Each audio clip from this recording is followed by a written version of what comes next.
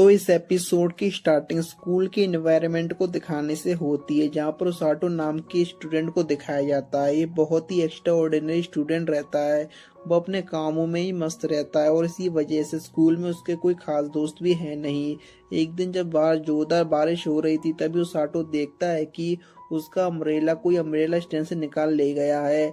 अब वहां पर अभी भी एक अम्ब्रेला रखा हुआ था, जिसे वो पहले तो लेने की सोचता है, लेकिन फिर आइडिया ड्रॉप करके वहीं साइड में बैठकर अपनी बुरी किस्मत को कोसने लगता है।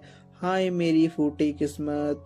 और फिर वो कहता है कि काश मैं मैजिक यूज कर पाता। और तभी पीछे से सेनपाई नाम की लड़की आकर कहती है कि क्यों तुम इतना लेट यहाँ पर क्या कर रहे हो? स्टूडेंट को जाना देता है, स्कूल में रुकने की परमिशन नहीं है।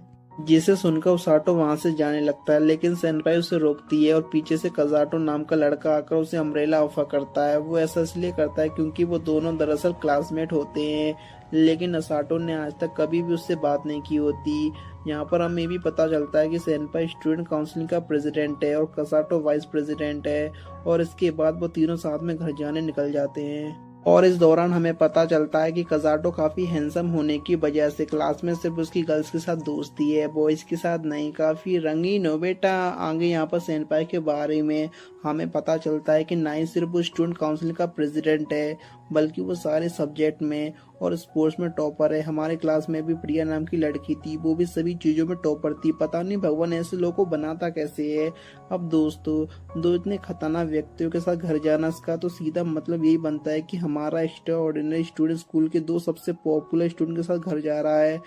अब उन दोनों की इतनी अच्छी केमिस्ट्री को देखकर उसाटो उनसे पूछता है कि क्या तुम दोनों डेट कर रहे हो, क्योंकि उसने बाकी स्टूडेंट को ऐसा कहते हुए सुना था। जिस पर ये दोनों कहते हैं कि नहीं, ऐसा नहीं है, हम दोनों एक साथ इसलिए ज्यादा टाइम स्पेंड करते हैं क्योंकि हम स्टूडेंट काउंसलिंग के मेंबर हैं, ना कि हम डेट कर रहे हैं। और ये बात उन दोनों को काफी अच्छी भी लगती है कि उसने उसाटो से डैड उसके बारे में पूछा, ना कि पीठ पीछे बातें की। खैर, इसके बाद ये तीनों घर जाते हुए ग्रेजुएशन के बाद वे लोग क्या करने वाले हैं इसके बारे में बात करते हैं, जहाँ पर सेनपाई कहती है कि मुझे तो खुद नहीं पता कि मैं ग्रेजुएशन के बाद क्या करना चाहती हूँ। दोस्तों, ये टॉपर लड़कियां बहुत खतरनाक होती हैं, इनको सब पता होता है लेकिन बताती नहीं है। ये एग्जाम से पहले पढ़ पढ़ कर आ जाती हैं, और मैं तो कुछ भी नहीं पढ़ा, मैंने तो कुछ भी नहीं पढ़ा। खतरनाक होती है, इनसे बच के रहना। आगे सेनपाई भी ये कहती है कि मुझे तो लगता है कि मैं इस वर्ल्ड में बिलोंग ही नहीं करती हूँ, जिसे सुनकर उसाटो मन में कहता है कि अरे सेनपाई तो बिल्कुल मेरी तरह ही सोचती है।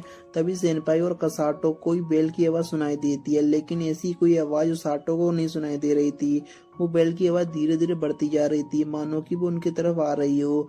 और एकदम से ये तीनों के पैर में तले कोई मैजिक सर्कल एक्टिवेट होता है, जिस पर उसाटो कहता है कि शायद किसी दूसरे वर्ल्ड का गेट है। जिसे सुनकर सेनपाई कहती है कि उसाटो, क्या तुम्हें लगता है कि उस वर्ल्ड में मैजिक मॉन्स्टर और हीरोज होंगे? अब इस पर उसाटो को जवाब दे पाता, इससे पहले ही वो तीनों वहां से गायब हो जाते हैं। बूम।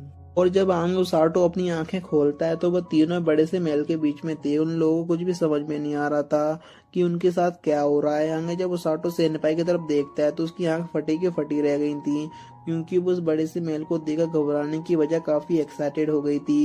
इसके बाद किंग अपना इंट्रोडक्शन देते हुए उनका वेलकम करता है और कहता है कि हमने आप लोगों को यहाँ पर हीरो स्मगलिंग रिचुअल से समन किया है, हीरोज का रोल निभाने के लिए। जिसे सुनकर सेनपाई तो चाहते हुए आसमान में पहुंच जाती है, क्योंकि वो फैंटेसी वर्ल्ड में तो ये सब सोचती होगी। उसकी खुशी का तो बिल्कुल ठिकाना नहीं होता, क्योंकि वो हमेशा से ऐसा कोई एडवेंचर किसी दूसरी दुनिया में जाना चाहती थी। देखो, मैंने कहा ही था ना, लड़की अलग ही तरीके से सोचती हैं। आगे की उन लोगों को बताता है कि 2 साल पहले हमारे किंगडम पर अचानक से डीमन लॉर्ड ने अपनी डीमन आर्मी के साथ अटैक कर दिया था। हमने जैसे तैसे करके उनके साथ हराया, लेकिन अब वो अपनी आर्मी को बढ़ाते जा रहे हैं, और इसलिए हमने हीरोज मनी रिचुअल का यूज करके आप लोगों को यहाँ पर समन किया है।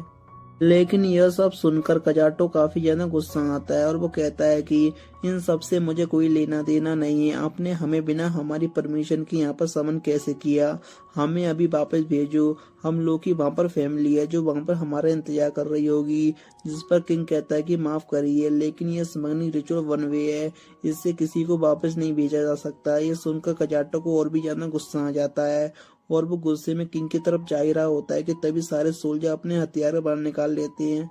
ये देखकर उसाटो कजाटो से कहता है कि मैं जानता हूँ कि तुम अभी काफी परेशान हो, लेकिन ये सही टाइम नहीं है उनके साथ फाइट करने का। ये सुनकर कजाटो थोड़ी देर के लिए ही सही लेकिन शांत हो जाता है, और तभी किंग उनके सामने आकर घुटनों के बल बैठकर कहता है कि मैं आप लोग से प्रॉमिस करता हूँ कि मैं नियर फ्यूचर में आपको वापस भेजने का कोई ना कोई तरीका जरूर ढूंढ लूंगा, लेकिन तब तक प्लीज आप हमारी मदद कीजिए। और इतना कहते से महल के सभी लोग उनके सामने घुटनों के बल बैठ जाते हैं।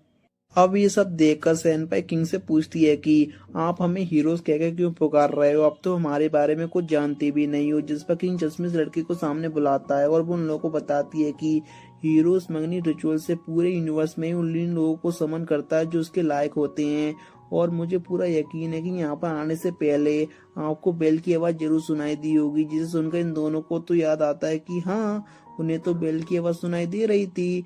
और फिर तभी सब लोग घूरकर उस ऑटो की तरफ देखते हैं, जिसे कोई बेल की आवाज सुनाई नहीं दी थी। और ये सुनकर उस ऑटो समझ जाता है कि वो सिर्फ उनके साथ यहाँ पर खींचा चला आया है, यानी कि बिन बुलाए मेहमान। बज जाओ ताली। इसके बाद वो चश्मिश लड़की उन तीनों को क्रिस्टल बॉल रूम में लेकर आती है, जहाँ पर एक बड़ा सा क्रिस्टल रखा हुआ था। दरअसल उसके ऊपर हाथ रखकर वे लोग अपनी मैजिक एबिलिटी के बारे में जान सकते हैं। तो इधर उसाटो कजाटो से कहता है कि चश्मे गर्ल ने उसे कहा था कि भले ही वो यहाँ पर गलती से आ गया है, लेकिन फिर भी मैजिक यूज कर सकता है। जिस पर कजाटो कहता है कि क्या तुम्हें गुस्सा नहीं आ रहा कि उसने तुम्हें फोर्सफुली समन किया है। जिस पर उसाटो कहता है कि यहाँ पर गुस्सा करने से कोई फायदा नहीं होगा, हम वापस थोड़ी ना चले जाएंगे, तो हमें यहीं पर रुककर वापस जाने का रास्ता ढूंढना चाहिए। जिसे सुनकर कजाटो से इम्प्रेस हो जाता है। वाह, क्या अच्छी बात करी बंदे ने। तो इसके बाद चश्मे सबसे पहले सेनपाई को क्रिस्टल बॉल पर हाथ रखने के लिए बुलाती है। और फिर जब सेनपाई क्रिस्टल बॉल पर अपना हाथ रखती है तो वो ब्राइट येलो कलर का चमकने लगता है, जिसे देखकर चश्मिश कहती है कि इस कलर का मतलब है कि आप थंडर मैजिक का यूज कर सकती हो, जो कि काफी शानदार होता है। इसके बाद चश्मिश कजाटो क्रिस्टल बॉल पर अपना हाथ रखने के लिए बोलती है। जब कजाटो क्रिस्टल बॉल पर अपना हाथ रखता है तो ब्राइट व्हाइट कलर का चमकने लगता है, जिसे देखकर चश्मिश कहती है कि इसका मतलब है कि आप लाइट मैजिक का यूज कर सकते हो, जो कि काफी रेयर होता है और काफी कम लोग इसका यूज कर सकते हैं। उसके बाद चश्मिश फाइनली उस ऑटो को क्रिस्टल बॉल पर हाथ रखने के लिए बुलाती है। और जब उस ऑटो ऐसा करता है तो क्रिस्टल बॉल का ब्राइट ग्रीन कलर का इमिट करने लगता है। यह देखकर चश्मिश की आंखें फटे की फटी रह जाती हैं। और फिर वो तुरंत उस ऑटो को किंग के पास लेकर आती है। और जब किंग को पता चलता है कि क्रिस्टल में से ग्रीन लाइट निकली है तो वो उसकी आंखें फटे की फटी रह जाती हैं। और वो डर के मारे कहता है कि हमें जल्दी से उस ऑटो को यहाँ से लेकर जाना होगा किसी सेफ जगह पर, इससे पहले कि उसे पता चल जाए। ये सुनकर उस ऑटो को तो लगता है कि उसके पास कोई काफी खतरनाक मैजिक है। अब इसके ऊपर किंग को कोई जवाब दे पाता, तभी दरवाजा खोलकर रोज नाम की लड़की अंदर आ जाती है, जिसे देखकर सोल्जर और चश्मिश के साथ साथ किंग भी काफी ज्यादा डर जाते हैं, मानो कि उन्होंने कोई भूत देख लिया हो। तो वहीं अंदर आने पर रोज किंग की समन किए गए हीरोज के बारे में पूछती है। और फिर वो साटो को देखकर कहती है कि क्या तुम वही हीरो हो, जिसे देखकर साटो की फटकर 16 हो जाती है। तो किंग कहते हैं कि नहीं नहीं नहीं, ये लड़का कोई हीरो नहीं है, ये तो बस हीरो के साथ खींच कर चला आया है। और तभी चश्मिश कहती है कि वो बाकी हीरोज के क्रिस्टल बॉल रूम में है, जिसे सुनकर रोज वहां उस तरफ जाने लगती है। और ये देखकर किंग चैन की सांस लेते हैं। लेकिन तभी उस साटो उनसे पूछ बैठता है कि क्या आपने मुझे बताया नहीं कि मेरे पास कौन सी मैजिक है, उस ग्रीन लाइट का मतलब क्या है। अब ग्रीन लाइट सुनते ही हीरोज की तो छठी इंद्री एक्टिवेट हो जाती है और वो साटो को अपने साथ ले जाने का डिसाइड करती है। तभी किंग के कहने पर चश्मिश साटो को एक बबल में बंद करके महल से बाहर लेकर जाती है। लेकिन यहाँ पर रोज भी कम नहीं होती, वो बंदरों की तरह उछलकर कूदकर आखिर में साटो को अपने साथ लेकर चली जाती है। तो इस तरफ चश्मिश कजाटो और सेनपाई से कहती है कि उस ऑटो को रोज अपने साथ लेकर चली गई है जो रेस्क्यू टीम में एडमिशन लेने के लिए। दरअसल जो ग्रीन लाइट उस ऑटो क्रिस्टल बॉल से निकली थी, उसका मतलब है कि उसके पास infinite number of magic of healing magic है, जो कि इस वर्ल्ड में काफी रेयर होती है। जिसे सुनकर सेनपाई कहती है कि इसका मतलब है कि उस ऑटो वहाँ पर सेफ है, अभी पता चलेगा। तो दूसरी तरफ रोज उस ऑटो को अपने घर लेकर आती है, जहाँ पर उसे पता चलता है कि वो एक हीलिंग मैजिक यूजर है और अब वो रोज एक साथ रेस्क्यू टीम में ट्रेनिंग लेगा। जिसके बाद रोज बाकी के बॉयज को अंदर आने के लिए कहती है। और जब वो अंदर आते हैं तो उन लोग खतरनाक चेहरे को देखकर उस ऑटो की जितनी बची थी उतनी भी फट जाती है। इसके बाद वो लोग उस ऑटो के पास आकर एक एक करके उसका इंट्रोडक्शन देते हैं, मानो कि खाने का मेन्यू सुना रहे हों। तो वहीं रोज जाने से पहले कजाटो से कहती है कि मेरे 2 सबऑर्डिनेट हैं जो कि हीलिंग मैजिक का यूज कर सकते हैं, लेकिन वो इस पर कहीं और काम कर रहे हैं और ये 5 हीलिंग मैजिक का यूज नहीं कर सकते। तो फिर आगे रोज वहां से जाने के बाद पांचों सवर्ण उस ऑटो से कहते हैं कि बॉस खुद तुम्हारी ट्रेनिंग करने वाले हैं, तो तुम्हारी ट्रेनिंग नर्क से कम नहीं होगी। भगवान से दुआ करो कि बॉस तुमसे थोड़ी नरमी दिखाएं। तो इतना कह के वो सब लोग उस पर हंसने लगते हैं। और इसके बाद ऑटो सोने के लिए जाता है और इस दौरान वो सोच रहा होता है कि घबराने की कोई बात नहीं, सब कुछ ठीक होगा। तो दूसरी तरफ रोज कहती है कि हीलिंग मैजिक यूजर वो भी दूसरे वर्ल्ड से, देखते हैं कि कैसा काम करता है। आओ चलो देखते हैं, लेकिन अगले एपिसोड में, क्योंकि एपिसोड तो यहीं पर खत्म होता है। तो इस एपिसोड की स्टार्टिंग अभी अभी सोकर उठे उस ऑटो को दिखाने से होती है। वो कहता है कि मुझे लगा था कि ये सब एक सपना होगा, लेकिन मैं तो सच में दूसरे वर्ल्ड में आ गया हूँ।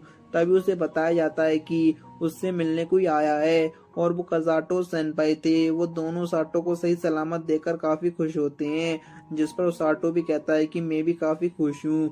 लेकिन तभी उसे याद आता है कि आज से तो रोज उसकी ट्रेनिंग स्टार्ट करने वाली है, और ये बात याद आते ही उसका चेहरा उतर जाता है। लेकिन फिर भी वो कहता है कि मैं कुछ तो अच्छा काम करना चाहता हूँ, किसी के काम आना चाहता हूँ। जिसे सुनकर ये दोनों भी कहते हैं कि हाँ, आज से हमारी भी स्टार्ट होने वाली है ट्रेनिंग। और तभी कजाटो साटो को थैंक्स कहता है, क्योंकि उसी की वजह से उसने भी आज अपना मन बना लिया है। वो यहाँ पर रहकर कड़ी मेहनत करेगा, जिससे सेनपाई भी एग्री करती है। और इसके बाद वो दोनों वहां से लौट जाते हैं। तो वहीं उन लोगों को जाते हुए देखकर साटो कहता है कि मुझे उतना स्ट्रांग होना है कि मैं उन लोगों को सपोर्ट कर सकूं। तभी पीछे से रोज आती है, जिसे देखकर साटो डर के मारे झुकते हुए उसे थैंक्स कहता है, उसे उसके दोस्तों के साथ मिलने देने के लिए। जिस पर रोज कहती है कि ये कोई जेल थोड़ी ना है, तुम अपने दोस्तों के साथ मिल सकते हो, लेकिन जब तुम ट्रेनिंग ना कर रहे हो तब। साथ ही में रोज यहाँ पर साटो को ये डायरी भी देती है, जिससे वो अपनी डेली एक्टिविटी को लिख सकता है, जो कि आगे चलकर उसके काफी काम आएगी। इसके बाद हमें ट्रेनिंग का फर्स्ट डे दिखाया जाता है, जहाँ पर साटो मेडिटेशन कर रहा होता है। जिस पर पास ही में खड़ी रोज कहती है कि इससे मेडिटेशन करके तुम अपने अंदर के माना को फील कर सकते हो। जिसके बाद हम उसे बाहर निकालने की ट्रेनिंग भी करेंगे। इसके कुछ टाइम बाद रोज उसे एक बुक पढ़ने के लिए देती है, जिसे देखकर साटो कहता है कि मुझे यहाँ की लैंग्वेज नहीं आती। तो रोज कहती है कि एक बार बुक खोलकर तो देखो। और जब बुक खोलता है तो वो उसके अंदर की लिखावट साफ साफ समझ पा रहा था। जिस पर रोज कहती है कि यहाँ पर समन किए गए हर एक व्यक्ति के अंदर गूगल ट्रांसलेशन पहले से इंस्टॉल किया हुआ आता है। अरे तेरी तो गूगल ट्रांसलेशन बहुत एडवांस हो गए यार ये तो। आगे वो बताती है कि यहाँ पर अपना किंगडम है और उसके ठीक सामने डीमन टेरिटरी है, जिसकी वजह से डीमन अक्सर हमारे किंगडम पर अटैक करते रहते हैं। और इस बुक के अंदर डीमन टेरिटरी में रहने वाले सारे डीमंस के बारे में लिखा हुआ है, जिसे जानना उस आटो के लिए काफी ज्यादा जरूरी है, और इसलिए वो उसे पढ़ने के लिए लग जाता है। इसके बाद ट्रेनिंग के दूसरे दिन रोज उसे पूरा दिन रनिंग करने के लिए कहती है, जिसके कारण वो अपने अंदर का माना ज्यादा फील कर पा रहा था। फिर तीसरे दिन भागते भागते उस ऑटो नीचे गिर जाता है, क्योंकि उसके पैर में चोट आ गई थी। जिसे देखकर रोज उसके पैर पर जोरदार मुक्का मारती है, जिसके कारण दर्द के मारे उस ऑटो जमीन पर रेंगने लगता है। लेकिन तुरंत बाद उसे फील होता है कि उसके पैर का पूरा दर्द गायब हो चुका है। जिस पर रोज कहती है कि मैंने तुम्हारे दर्द को हील कर दिया, चलो जाओ और अब ऐसा भागो कि आज तुम्हारा आखिरी दिन हो, और अगर आज तुम मर भी गए ना तो मैं तुम्हें वापस जिंदा कर दूंगी, बस तुम भागो खतरनाक तरीके से। और फिर चौथे दिन ओसाटो बाकी के लोगों से भागने लगता है, लेकिन उनकी स्पीड काफी ज्यादा तेज होती है। वो लोग उसके एक एक करके पीछे छोड़ते जाते हैं। जिसके बाद पांचवें दिन भी ओसाटो पूरा दिन भागते हुए गुजार देता है। और फिर छठे दिन में भारी बारिश में जब ओसाटो भाग रहा होता है, जब अचानक से उसका पैर फिसल जाता है और वो नीचे गिर जाता है, जिसके कारण वो मन में गुस्से से रोज को बुरा भला कहने लगता है, साली कूर औरत कहीं की गधेड़ी, क्योंकि वो मुंह पर अब तो कुछ कह नहीं सकता। मगर तभी उसके हाथ में ऐसी हीलिंग मैजिक की ग्रीन लाइट बाहर निकलने लगती है, जिसके कारण वो काफी ज्यादा खुश हो जाता है। इसके बाद सातवें दिन हम देखते हैं कि रोज ओसाटो काफी जोरदार लात मारती है, क्योंकि वो एक बार फिर से भागते भागते नीचे गिर गया था। आगे रोज कहती है कि मैं तुम्हारी ट्रेनिंग की डिफिकल्टी लेवल बढ़ा रही हूँ, और इतना कहते ही वो ओसाटो को उठाकर आसमान की तरफ जोरदार फेंक देती है। इसके बाद आठवें और नवें दिन रोज एक बार फिर उसे लात मारकर नीचे गिरा देती है, जिसके कारण उसके बम में काफी ज्यादा दर्द होने लगता है। हाय राम, ये और कितनी कूर है। लेकिन अगले ही पल उसकी हीलिंग मैजिक एक्टिवेट हो जाती है और उसकी पूरी बॉडी का दर्द चुटकी बजाती गायब हो जाता है। और ये देखकर उसे समझ आता है कि हीलिंग मैजिक उसके लिए कितनी ज्यादा जरूरत है और इसलिए वो तुरंत भागना शुरू कर देता है। और 10वें दिन उसाटो हमें बताता है कि अब वो अपनी इच्छा अनुसार हीलिंग मैजिक का यूज कर सकता है, लेकिन वो पूरा दिन खाली भागता ही रहता है और ऐसे वो कैसे कज़ाटो सेनपाई की मदद कर पाएगा। इसके बाद 11वें दिन हम उसाटो को पुशअप लगाते हुए देखते हैं और इस दौरान थकने पर वो अपनी हीलिंग मैजिक का यूज करता है, जिसे देखकर रोज उसे बताती है कि मैं तुम्हारी बॉडी को इतनी कड़ी ट्रेनिंग इसलिए दे रही हूँ ताकि तुम दुश्मनों से बचकर भाग सको और साथ ही में अपने जख्मी साथियों के पास बचकर उन्हें हिल कर सको। इसलिए तुम जितना ज्यादा तेज भागोगे उतनी ज्यादा लोगों को बचा पाओगे। अब ये सुनकर तो उसके अंदर पूरा मोटिवेशन भर जाता है। या आंग उसाटो एक बार फिर पुशअप लगाने पर जुट जाता है। अरे बाप रे, बहुत ही खतरनाक मोटिवेशन स्पीकर है यार, ये तो संदीप महेश्वरी को पीछे छोड़ दिया इन्होंने तो। इसके बाद 12वें दिन वो दोपहर तक रनिंग करता है और उसके बाद रात को पुशअप लगाता है और इसके कारण से अपनी बॉडी अब काफी ज्यादा हल्की महसूस होती है और इसलिए 13वें दिन रोज उसकी बॉडी में वेट लगा देती है, जिसे लेकर वो भागने लगता है। आगे 14वें दिन उसाटो देखता है कि टकलू ने उसका लंच बॉक्स खा लिया होता है। एक तो मैं यहाँ पर रोज कड़ी मेहनत कर रहा हूँ और अगर मुझे तेज भूख लगे तो तू मेरा लंच पूरा खा गया, साले टकलू खूंसट भुक्कड़। उसको वहाँ काफी ज्यादा गुस्सा आता है और वो टकलू को पीटने के लिए उसके पीछे भागता है। इस दौरान उसके ऊपर काफी सारे वेट भी लगे हुए थे, लेकिन इसके बावजूद भी वो काफी तेज भागता है और दूर से ये सब रोज देख रही थी। सही है, सही है, सही जा रहे हो बेटा। और ऐसे ही ट्रेनिंग करते करते उसे 3 हफ्ते गुजर जाते हैं और फिर एक दिन कज़ाटो सेनपाई जनरल प्रिंसेस के साथ उसे मिलने के लिए आते हैं और जैसे उसकी नए उसाटो की तरफ जाती है तो उनकी आंखें फटी की फटी रह जाती हैं क्योंकि उसाटो पुशअप लगा रहा था। लेकिन हैरानी की बात यह थी कि जिसके कारण उनकी आंखें फटी की फटी रह गई थी कि उसके पीठ के ऊपर एक बड़ा सा पत्थर था और उस पत्थर के ऊपर रोज बैठी हुई थी। और बस इतना ही कम नहीं था कि रोज नीचे उतर कर तुरंत एक दूसरा बड़ा सा पत्थर उसके ऊपर रख देती है। मगर उसाटो हमारा सख्त लौंडा बन चुका है, यानी कि पावरफुल व्यक्ति बन चुका है। वो उस पर झुकता नहीं है, वो अपनी हीलिंग मैजिक का यूज करके उन पत्थरों को भी उठा लेता है। इधर कज़ाटो सेनपाई को यकीन नहीं हो रहा था, अरे बाप रे, सच में उसाटो ही है ना। और उसके मसल को देखकर तो सेनपाई के मुंह में लाट टपकने लगती है, मानो उसे टेस्ट करना चाहती हो। तभी जनरल रोज का कोलर पकड़कर कहता है कि तुम ये सब क्या कर रही हो, ऐसे करके तुम उस बच्चे का फ्यूचर बर्बाद कर रही हो। जिस पर रोज कहती है कि मेरा तरीका ऐसा ही है और वैसे भी वो मेरा राइट हैंड बनने वाला है तो उसे इतना तो झेलना पड़ेगा। यह सुनकर उधर उसाटो चौंक जाता है क्योंकि उसने नहीं सोचा था कि रोज से अपना राइट हैंड बनाने के बारे में सोच रही है। आगे रोज जनरल्स को बताती है कि वो मेरा राइट हैंड बनने के लिए इसलिए लायक है क्योंकि वो कभी भी गिव अप नहीं करता।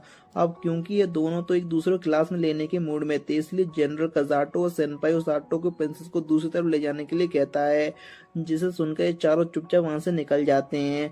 आगे हम उन लोगों को पेड़ के नीचे बैठकर बात करते हुए देखते हैं, जहाँ पर कज़ाटो बताता है कि जनरल किंगडम के सबसे स्ट्रॉन्गेस्ट स्वॉर्ड्समैन है और वहीं हमें स्वॉर्ड चलाना सिखा रहे हैं। वहीं पर जैसे ही उसाटो को पता चलता है कि एक छोटी सी बच्ची प्रिंसेस है तो वह तुरंत उसके सामने झुककर उसे माफी मांगने लगता है, लेकिन प्रिंसेस कहती है कि इसकी कोई जरूरत नहीं, आप मेरे साथ नॉर्मल लड़की की तरह भी बात कर सकते हो। और इतना कहते से वो केक उनके लेकर आई थी उसे बाहर निकालती है। हा हा हा, जिसे खाकर तो उसाटो को वह काफी ज्यादा डिलीशियस लगता है। तभी कज़ाटो से पूछता है कि क्या तुम डेली इतनी टफ ट्रेनिंग करते हो, जिस पर उसाटो हाँ में जवाब देता है। तो वो पूछने पर वो उसाटो से कहता है कि हम दोनों भी काफी मेहनत से ट्रेनिंग कर रहे हैं लेकिन तुम्हारी जितनी खतरनाक नहीं। तभी अचानक से सेनपाई उसाटो की टी शर्ट ऊपर करके उसके 6 पैक एब्स देखने लगती है। उसे वो काफी ज्यादा अट्रैक्टिव भी लगते हैं। अब उसके 6 पैक देखकर तो उसे टच करने के बारे में सोचती है। अरे बाप रे, देख लो ये क्या हो रहा है। अब ये सब देखकर तो इधर प्रिंसेस अपना चेहरा शर्म के मारे छुपा लिया होता है। तभी कज़ाटो असाटो से पूछता है कि ये ट्रेनिंग कुछ ज्यादा खतरनाक नहीं है तुम्हारे लिए, जिस पर असाटो कहता है कि खतरनाक नहीं, पहले तो मैं यहाँ से भागना चाहता था लेकिन अब ट्रेनिंग करने में मुझे काफी ज्यादा मजा आ रहा है। जिसे सुनकर सेनपाई असाटो से कहती है कि असाटो तुम तो काफी कमाल के हो, आखिरकार तुम्हें अपनी जगह मिल ही गई। जिस पर असाटो अपनी हीलिंग मैजिक का नमूना दिखाते हुए कहता है कि मैंने इतना ज्यादा स्ट्रांग होना चाहता हूँ ना, इतना ज्यादा स्ट्रांग होना चाहता हूँ जिससे दिन तुम लोग हीरोज के तौर पर बैटल फील्ड में लड़ने के लिए जाओगे तब मैं थोड़ी ही सही लेकिन तुम लोग की मदद कर पाऊंगा। जिस सुनकर इन दोनों को ये बात काफी ज्यादा अच्छी लगती है। अब इसी बात को लेकर ये लोग हंसी मजाक कर ही रहे होते हैं कि तभी टकलू आकर असाटो से कहता है कि देखो मैं तुम्हारे लिए लंच बॉक्स लेकर आया हूँ, जिसे सुनकर जाटो गुस्से से कहता है कि तुम्हें लगता क्या, नहीं तुम्हें लगता क्या मेरा ही लंच बॉक्स मुझे लाकर देने में तुम्हें कोई एहसान किया। दरअसल वो ऐसा इसलिए कह रहा है क्योंकि पिछली बार की बात वो भूला नहीं था जब टकलू ने उसका लंच बॉक्स खा लिया था। जिस पर टकलू कहता है कि पिछली बात को भूल जाओ, आखिरकार तुम हो तो बच्चे ही। जिसे सुनकर अजाटो भागते हुए जाकर उसे लड़ने लगता है, जिसे देखकर इस तरफ गजाटो कहता है कि लगता है ये सब अजाटो की डेली लाइफ का हिस्सा है और इसलिए अब वो सेनपाई के साथ मिलकर और भी ज्यादा ट्रेनिंग करने का डिसाइड करता है। इसके बाद ये सीन यहीं पर कट होता है और हम रात को जाटो को आउटडोर में हॉट बाथ लेते हुए देखते हैं। क्या मजा आ रहा होगा ना यार उसको। और इस दौरान उसे सेनपाई की बात याद आती है, उसकी बॉडी सच में काफी ज्यादा चेंज हो गई है डेली पुशअप और रनिंग करके। साथ ही में उसे रोज की बात याद आती है कि जितना वो फास्ट भागेगा उतनी लोग ही मदद कर पाएगा और इसलिए वो तो और कड़ी ट्रेनिंग करने का डिसाइड करता है। जिसके बाद अगले दिन रोज सातो को अपने साथ किंगडम के बाहर यानी डीमन टेरिटरी में लेकर जाती है और वहां जाकर वो कहती है कि तब तक वापस मत आना जब तक तुम्हें ग्रैंड गिजली को हरा नहीं देती। ये सुनते से तो सातो के होश उड़ जाते हैं क्योंकि वो जो बुक उसने पढ़ी थी उसके हिसाब से तो ब्लूड ग्रिजिल हजारों साल तक जीने के बाद ग्रैंड गिजली का कन्वर्ट होता है और उसे तो वो कभी नहीं हरा पाएगा। अरे बाबा। जिस पर रूस कहती है कि चुप रहो, ज्यादा नाटक करने की जरूरत नहीं है, तुम्हारी जितनी ट्रेनिंग हो चुकी है ना उससे तुम काफी आसानी से ग्रैंड गिजली को हरा दोगे। लेकिन उसाटो फिर भी जाने से मना करता है क्योंकि उसने ट्रेनिंग में भागने के अलावा और कुछ नहीं सीखा होता। मगर एक खूसट औरत तो उसकी एक भी नहीं सुनती, उसे उठाकर जंगल की तरफ फेंक देती है और फिर उसाटो चीख के साथ ये एपिसोड यहीं पर खत्म होता है। तो इस एपिसोड की स्टार्टिंग पिछले एपिसोड के एंड को दिखाने से होती है जहां पर रोज साटो से कह रही थी कि ग्रैंड गिजली यानी सफेद भालू को खत्म किए बिना घर वापस मत आना और इतना कहती थी वो बेचारो साटो की बात सुने बिना उसे जंगल की तरफ फेंक देती है।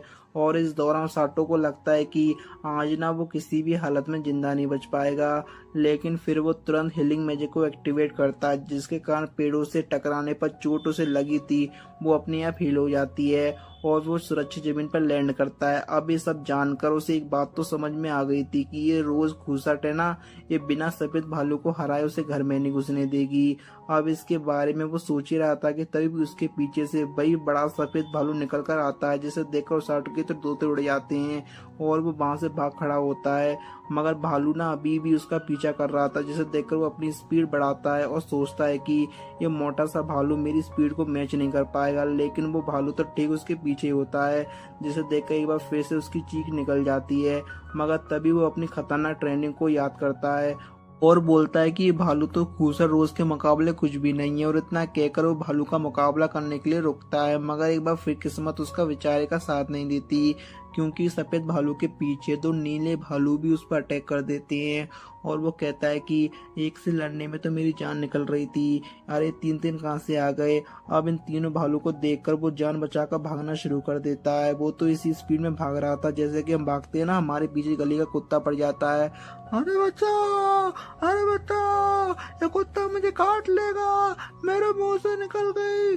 तभी उसे भागते भागते सामने से पानी की आवाज आती है और वो देखता है कि सामने बड़ा सा झरना है और वो उसके अंदर छलांग लगा देता है और ये देखकर वो तीनों भालू निराश होकर वहां से चले जाते हैं।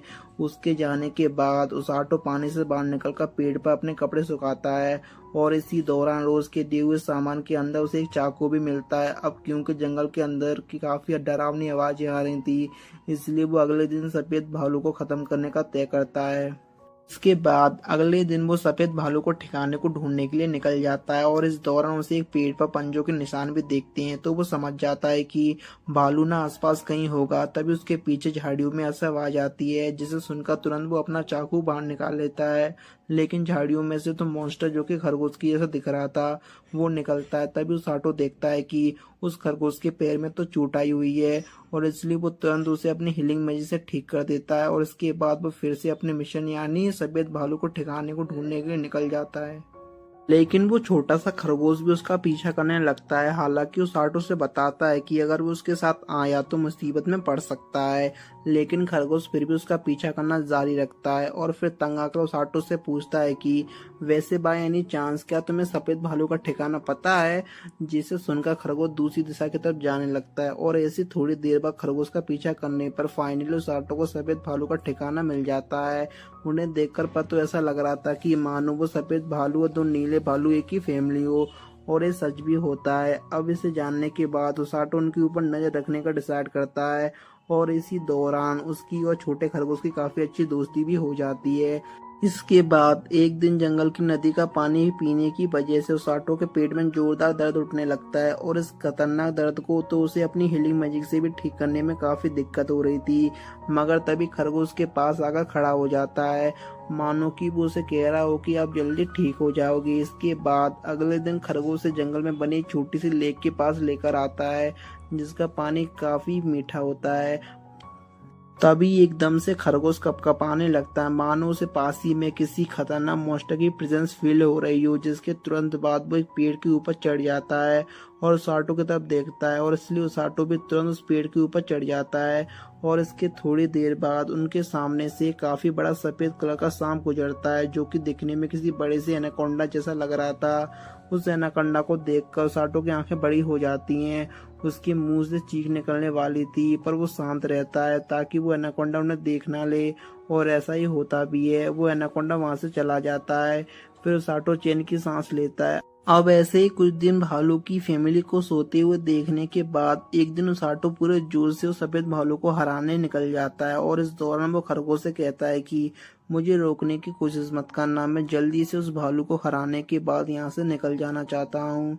और ये सुनकर खरगोश निराश हो जाता है, मानो वो कह रहा हो तुसी ना जाओ, तुसी ना जाओ। जिसके बाद वो अपना चाकू निकाल कर आगे बढ़ता है तो देखता है कि पहले से किसी ने सफेद भालू और एक नीले भालू को खत्म कर दिया है।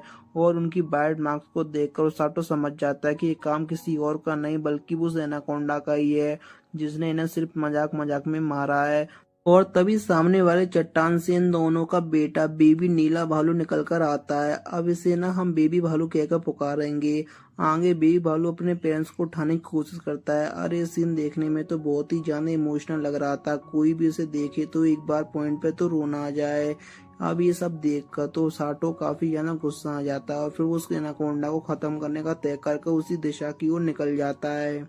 तो वहीं बेबी भालू जमीन को सूंघकर दूसरी दिशा की तरफ जाता है। तभी सीन कजाटो और सेनपाई की तरफ शिफ्ट होता है। उन्हें टकलू से पता चलता है कि उजाटो पिछले 10 दिनों से रोज के साथ डीमन टेरिटरी में बने जंगल के अंदर है, जिसे सुनकर कजाटो को उसकी फिक्र होने लगती है। लेकिन सेनपाई कहती है कि इससे फिक्र करने की कोई बात नहीं, अगर रोज उसके साथ में है तो वो सही सलामत होगा। और इस बात पर कजाटो भी एग्री करता है कि हाँ बात तो सही है। तो वहीं इस तरह हम देखते हैं कि उजाटो एक लकड़ी को छीलकर उसका भाला बनाता है उस एनाकोंडा से लड़ने के लिए। आगे फिर वो खरगोश से कहता है कि तुम बस मुझे उस तरफ लेकर जाना और उसके बाद तुम वापस आ जाना, जिस पर खरगोश एग्री करता है और उसे रास्ता दिखाने लगता है। जिसके थोड़ी देर बाद जब वे लोग वहां पर पहुंचते हैं तो वो देखते हैं कि उनसे पहले बेबी भालू अपने पेरेंट्स का बदला लेने के लिए वहां पर पहुंच गया था, और वो एनाकोंडा उसके ऊपर अटैक करने वाला था कि उससे पहले पेलो साटो अपना भाला लेकर उसकी तरफ भागता है। लेकिन वो एनाकोंडा तो उसे खाने की फिराक में था, जिससे बचकर उसाटो तुरंत अपना भाला उसकी आंख में घुसा देता है और फिर इसके रिप्लाई में एनाकोंडा उसाटो के ऊपर अपनी पूंछ से मारता है, जिससे उसाटो काफी दूर जाकर गिरता है। लेकिन वो अपनी हीलिंग मैजिक का यूज करके सही सलामत था। अब एक आंख होने के बावजूद भी एनाकोंडा उसके ऊपर फिर से अटैक कर देता है, जिससे बचकर उसाटो उसकी तरफ अपना चाकू लेकर भागता है। लेकिन एनाकोंडा लगातार उसके ऊपर अपनी पूंछ से अटैक करते जा रहा था, और एक पॉइंट पर आकर तो एनाकोंडा उसाटो के हाथ को काट ही लेता है, जिससे उसाटो काफी ज्यादा दर्द हो रहा था। लेकिन इसकी तुरंत बाद वो अपनी हीलिंग मैजिक को एक्टिवेट करता है, क्योंकि उसके जिस हाथ में एनाकोंडा ने खाया था उस हाथ पे चाकू होता है, जिसे वो एनाकोंडा के मुंह में घुसा देता है और तब जाकर वहां से छुड़ाता है। लेकिन इसके तुरंत बाद उसाटो को सब ढूंढता धुंधला दिखाई देने लगता है, और ये सब हो रहा था वो एनाकोंडा के जहर की वजह से। मगर तुरंत बाद वो हीलिंग मैजिक का यूज करके अपने आप को अंदर से ठीक कर लेता है और एक बार फिर से एनाकोंडा की तरफ भागने लगता है, जिसे देखकर एनाकोंडा एक बार फिर से उसके ऊपर अपनी पूंछ से अटैक करता है। जैसे बेबी भालू बीच में आकर रोक लेता है और इसी मौके का फायदा उठाकर ओसाटो तुरंत उस एनाकोंडा के सर के ऊपर चढ़ जाता है और उसे एक जोरदार मुक्का दे मारता है, जिसके कारण एनाकोंडा की खोपड़ी हिल जाती है। अब इतना ही काफी नहीं होता, ओसाटो अगले ही पल एनाकोंडा की दूसरी आंख में अपना भाला घुसाकर उसे पूरा अंधा कर देता है, जिसके दर्द के कारण वो एनाकोंडा काफी जोर जोर से हिल रहा था, लेकिन थोड़ी देर बाद उसका हिलना भी बंद हो जाता है। और इससे ओसाटो और सबको लगता है कि उन्होंने फाइनली एनाकोंडा को खत्म कर दिया। और तभी बीवी भालू उसके पास आकर उसे प्यार करने लगता है। अब ये दोनों आगे बात कर ही रहे होते हैं कि तभी जो एनाकोंडा थोड़ी पहले नीचे गिरा हुआ था, अब वो फिर से खड़ा हो जाता है, जिसे देखकर ओसाटो फिर से खड़ा होने की कोशिश करता है, लेकिन उसका पूरा माना खत्म हो चुका था और इसके कारण वो खड़ा भी नहीं हो पाता। अब इसी मौके का फायदा उठाकर वो एनाकोंडा उसके ऊपर अटैक करने वाला होता है, जिसे देखकर ओसाटो कहता है कि ये सब कुछ ना रोज का किया कराया है। लेकिन तभी ऊपर से रोज एनाकोंडा के ऊपर छलांग लगाती है, जिसके कारण एनाकोंडा की ऐसी की तैसी हो जाती है और वो भाई साहब एनाकोंडा हमेशा हमेशा के लिए खत्म हो जाता है। तो रोज को देखकर ओसाटो पूछता है कि आप यहाँ पर क्या कर रही हो। तभी रोज के बालों में से वही खरगोश बाहर निकलता है और हमें पता चलता है कि वो दरअसल रोज का पेट है और उसका नाम कुकरू होता है। रोज ने उसके पे नजर रखने के लिए कहा था। आगे फिर रोज एनाकोंडा के बारे में बताती है कि उसे डीमन लॉर्ड की आर्मी ने क्रिएट किया है और पिछली बार जनरल उसे खत्म नहीं कर पाए। मैंने सोचा नहीं था कि वो सफेद भालू को खत्म कर देगा, क्योंकि सफेद भालू को एक पूरी सोल्जर की यूनिट तक खत्म नहीं कर पाई थी। जिसे सुनकर ओसाटो गुस्से में आ जाता है, क्योंकि रोज ने उसे इतने खतरनाक मॉन्स्टर से अकेले लड़ने के लिए भेज दिया। जिस पर रोज कहती है कि मुझे पता था कि तुम उसे हरा नहीं पाओगे, मैं तो सिर्फ तुम्हें बैटलफील्ड का एक्सपीरियंस देना चाहती थी। अब ये सब सुनकर ओसाटो गुस्सा हो जाता है, लेकिन उससे ज्यादा गुस्सा तो बेबी भालू था, जिसे देखकर रोज कहती है कि लगता है ये तुम्हें पसंद करता है। जिसे सुनकर ओसाटो भालू के ऊपर हाथ फेरता है, जिससे वो शांत हो जाता है।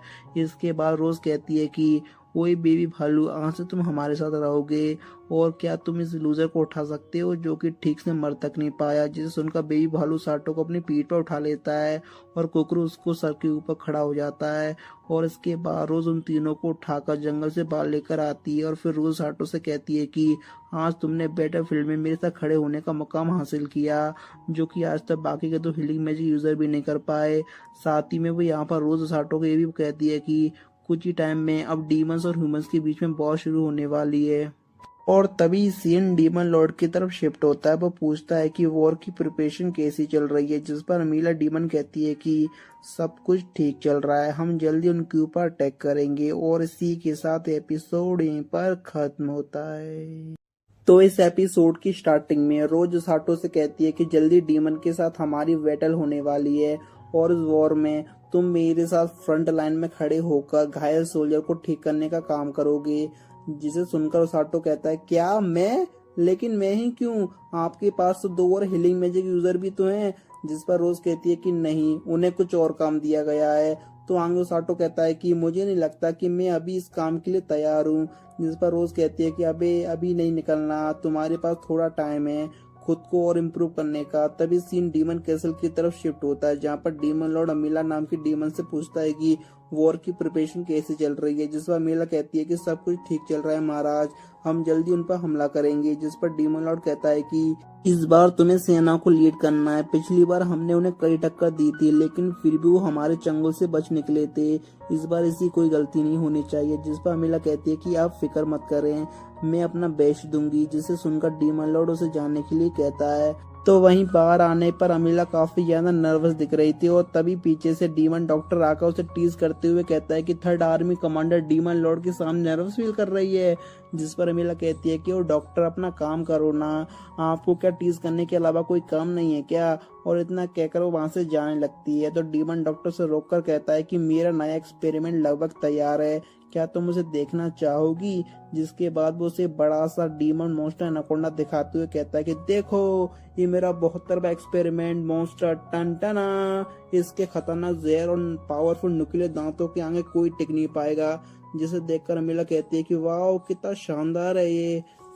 फिर तुरंत अमीला कहती है कि तुम्हारे 71 डीमन मॉन्स्टर एनाकोंडा भी सेम ही थे, बल्कि पिछले वाला तो लड़ाई के दौरान जनरल से बचकर जंगल में भाग गया था। जिस पर डीमन डॉक्टर रोते हुए कहता है कि हाँ मैं जानता हूँ, लेकिन ये सबसे काफी ज्यादा स्ट्रॉन्ग है, आगे मिला कहती है, वो मेरे नन्हे राजकुमार रो मत यार, तुम्हें वो भी इन सब को छोड़कर हमारे पास और भी कई चीजें फिक्र करने के लिए हैं। तो डीमन डॉक्टर कहता है कि क्या तुम किडनैपर के बारे में बात कर रही हो? जिस पर अमीला कहती है कि हाँ, वो बैटलफील्ड में मौजूद तो होते हैं लेकिन फाइट नहीं करते और घायल सोल्जर को उठाकर कहीं पर लेकर जाते हैं। और इस डिस्क्रिप्शन से हम समझ पाते हैं कि ये वो रेस्क्यू टीम के बारे में बात कर रहे हैं। आंगेला कहती है कि उनके लीडर रोज फ्रंट लाइन पर घूमकर उसी जगह पर ही सोल्जर को ठीक कर देती है और तो और वो काफी ज्यादा खतरनाक फाइटर भी है। वो मेरे मॉन्स्टर से काफी ज्यादा नफरत करती है।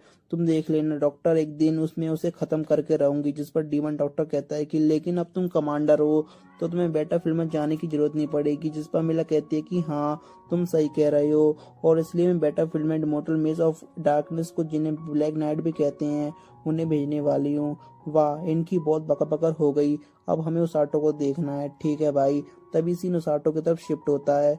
वो मॉर्निंग में उठकर बीबी भालू को फ्रूट खाने के लिए देता है। साइड में कुकरू भी बाहर आ जाता है और तो और वो साटो को मस्का मारने लगता है ताकि वो उसे भी एक फ्रूट खाने के लिए दे दे।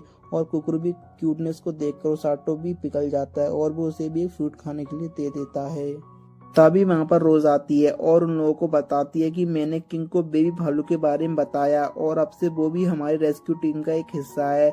और इतना कहती वो साटो को बेबी भालू के साथ ट्रेनिंग करने के लिए कहती है, जिसे सुनकर साटो को कुछ समझ नहीं आता। इसके साथ ट्रेनिंग करनी है मतलब? और अगले ही पल हम देखते हैं कि उस साटो ने भालू को अपनी पीठ पर उठाकर रखा होता है। और फिर रोज कहती है कि आज से तुम बैटलफील्ड की सिमुलेशन ट्रेनिंग करनी है, जिसे तुम बेबी भालू को अपनी पीठ पर उठाकर भागना होगा, क्योंकि बैटलफील्ड में तुम्हें सोल्जर को अपनी पीठ पर उठाकर भागना है। उसाटो मन में सोचता है कि बेबी भालू को पीठ पर उठाकर भागना होगा, खूसट कहीं की। और इतना कहती वो उस तुरंत उसाटो को भागने के लिए कहती है और उसाटो भालू के साथ भागना शुरू करता है। अब इतना ही कम नहीं होता, रास्ते में रोज के बाकी के चमचे एक के बाद एक उसके ऊपर अलग अलग तरीके से अटैक करने लगते हैं। और उसकी ट्रेनिंग ना वैसी चल रही थी जैसे कि बैटलफील्ड में होती है, लेकिन उसाटो भी कुछ कम नहीं होता। वो उन सभी को काफी आसानी से पार कर लेता है और इसे करते करते वो 4 घंटों तक भागता रहता है और फिर वो थकावट के कारण नीचे गिर जाता है। तभी रोज उसके पास आकर कहती है कि इंसान नर्वसनेस, फियरनेस और इम्पल्शंस के कारण जल्दी थक जाते हैं। और इतना कहती है वो साटो के माइंड पर हीलिंग मैजिक का यूज करती है, जिसके कारण साटो की सारी थकावट गायब हो जाती है।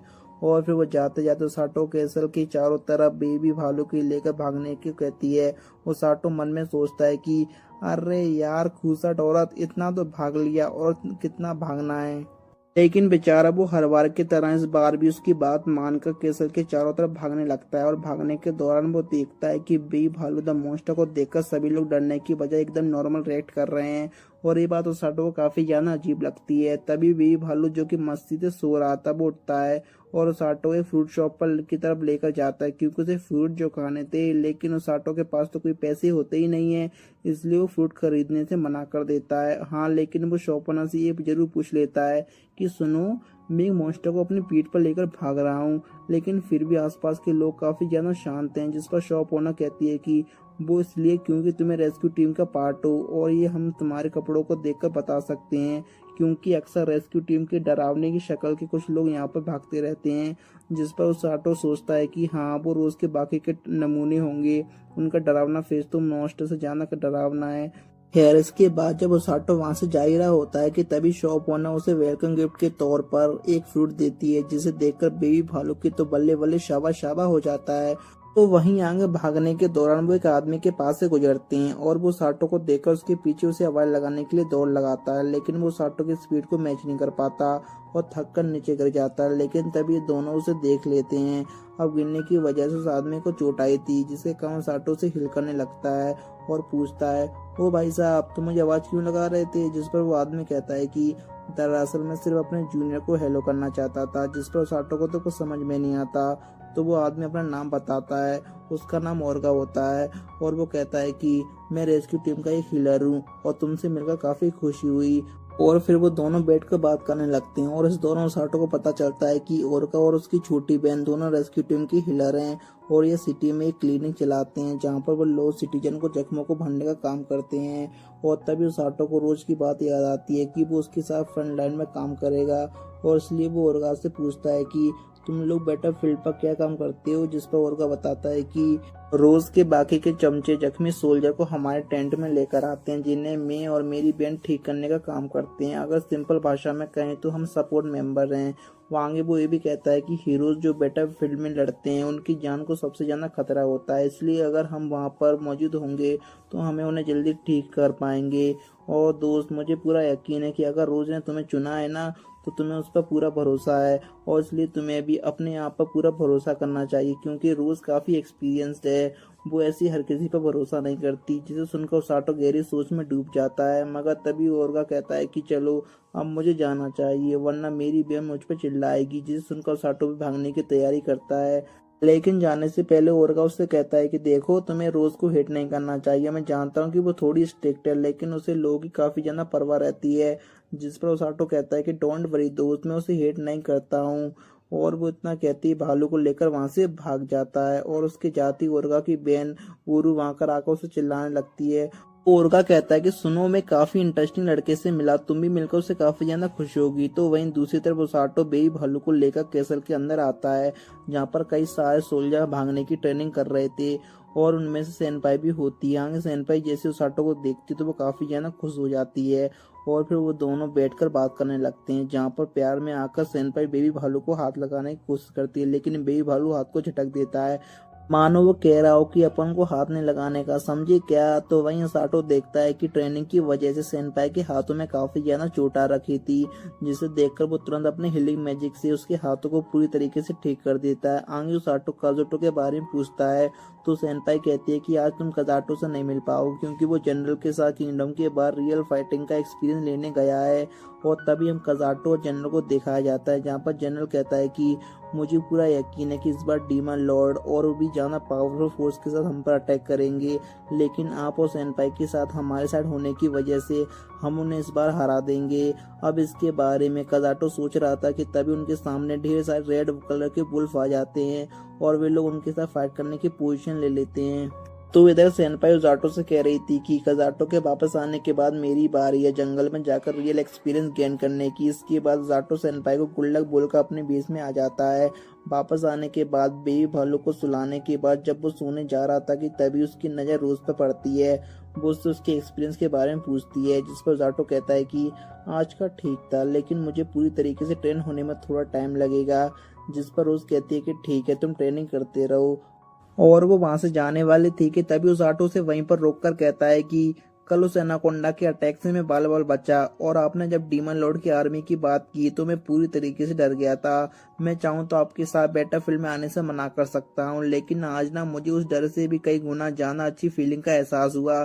मैं लड़ नहीं सकता, मैं किसी को मार नहीं सकता, लेकिन बैटलफील्ड में कजाटो सेनपाई को हर वो शख्स जिसने मेरी जरूरत होगी मैं उसकी हेल्प करूंगा, क्योंकि मैं हर रेस्क्यू टीम का मेंबर हूँ। जिसे सुनकर रोज मुस्कुराती उसके पास आती है, और वहां पर उसकी छाती पर अपना मुक्का रखकर कहती है कि हम हर उस शख्स को बैटलफील्ड में बचाएंगे जिसे दुश्मन ने बैटलफील्ड में खत्म करने की कोशिश की होगी, क्योंकि हमें रेस्क्यू टीम। जिसे सुनकर उजाटो कहता है यस कैप्टन, और फिर उजाटो कैप्टन के बाय बोलता है। तो इस एपिसोड की स्टार्टिंग में उजाटो मस्त होकर घोड़े बेचकर आराम से सो रहा था। तभी रोज अचानक से उसकी छाती पे बड़ा सा बैग रख देती है और कहती है कि किंग ने तुम्हें सेनपाई के साथ कैसल के बाद ट्रेनिंग करने के लिए कहा है। और फिर वो दोनों बेबी भालू को लेकर सफर की तरफ निकल पड़ते हैं। और इस दौरान उसाटो रोज से पूछता है कि किंग क्यों चाहते हैं कि मैं सेनपाई के साथ ट्रेनिंग करूं? कजाटो के साथ तो जनरल गए थे ना, तब तो उन्होंने मुझे नहीं बुलाया था। जिस पर रोज कहती है कि नहीं, तभी उन्होंने तुम्हें बुलाया था, लेकिन तुम एक दिन पहले जंगल से बाहर आए थे, इसलिए मैंने उन्हें मना कर दिया, लेकिन इस बार मैं उसे मना नहीं कर पाई। तो वहीं पहुंचने पर सेनपाई उसाटो को देखकर काफी ज्यादा खुश हो जाती है, और वो उसे अपने टीम मेंबर उराकू और कोरिन से इंट्रोड्यूस करवाती है। इसके बाद रू सेनपाई से कहती है कि उसाटो पॉइजन और किसी भी इंजरी को हिल कर सकता है, लेकिन इस सब किसी काम नहीं आएगा। अगर तुम मर गई तो इसमें उसाटो कुछ नहीं कर सकता। खैर, तुम जनरल ने ट्रेन किया है ना, तो तुम सर्वाइव कर लोगी। तभी उसाटो रोज की तरफ देखता है कि हाँ, ये खुद से मुझे भी कुछ बताएगी। जिस पर रोज कहती है कि मेरे पास तुम्हारे लिए कोई इंस्ट्रक्शन नहीं है। जिसे सुनकर उजाटो घबरा जाता है, लेकिन फिर रोज वहां से चली जाती है।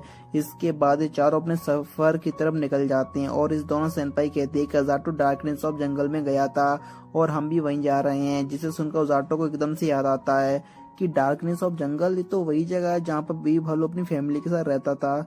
और फिर उसके मन में ये ख्याल भी आता है कि क्या बेबी भालू को फिर से वहां पर ले जाना सही रहेगा। तभी एकदम से वहां पर सेनपाई आ जाती है और कहती है कि लगता है बेबी भालू सो रहा है, तो अब मैं उसे हाथ लगा सकती हूँ। और फिर वो हाथ लगाने वाली थी कि तभी उसाटो उसके हाथ को झटक देता है और इन दोनों की मस्ती के वजह से फिर से बेबी भालू नींद टूट जाती है। जिस पर उसाटो से कहता है कि वैसे भी तुम अब बहुत सी सो ली, अब चलो अपने पैरों पर चलो। जिसे सुनकर वो चलता तो है लेकिन इधर उधर डोल डोल के। जिसे देखकर सेनपाई कहती है कि अभी तुम्हें नींद लग रही हो तो चलो मैं तुम्हें उठा लेती हूँ। इतना कहकर वो उसे अपनी पीठ पर बैठने का इशारा करती है, जिस पर उसाटो से रोकने की कोशिश करता है। अरे नहीं नहीं नहीं, लेकिन इससे पहले ही बेबी भालू सेनपाई के ऊपर चढ़ चुका था और उसका वजन इतना ज्यादा था कि सेनपाई उसके नीचे दब जाती है। और इसके बाद वो उसे उठाने का आइडिया ड्रॉप करके पैदल ही आगे बढ़ने लगते हैं।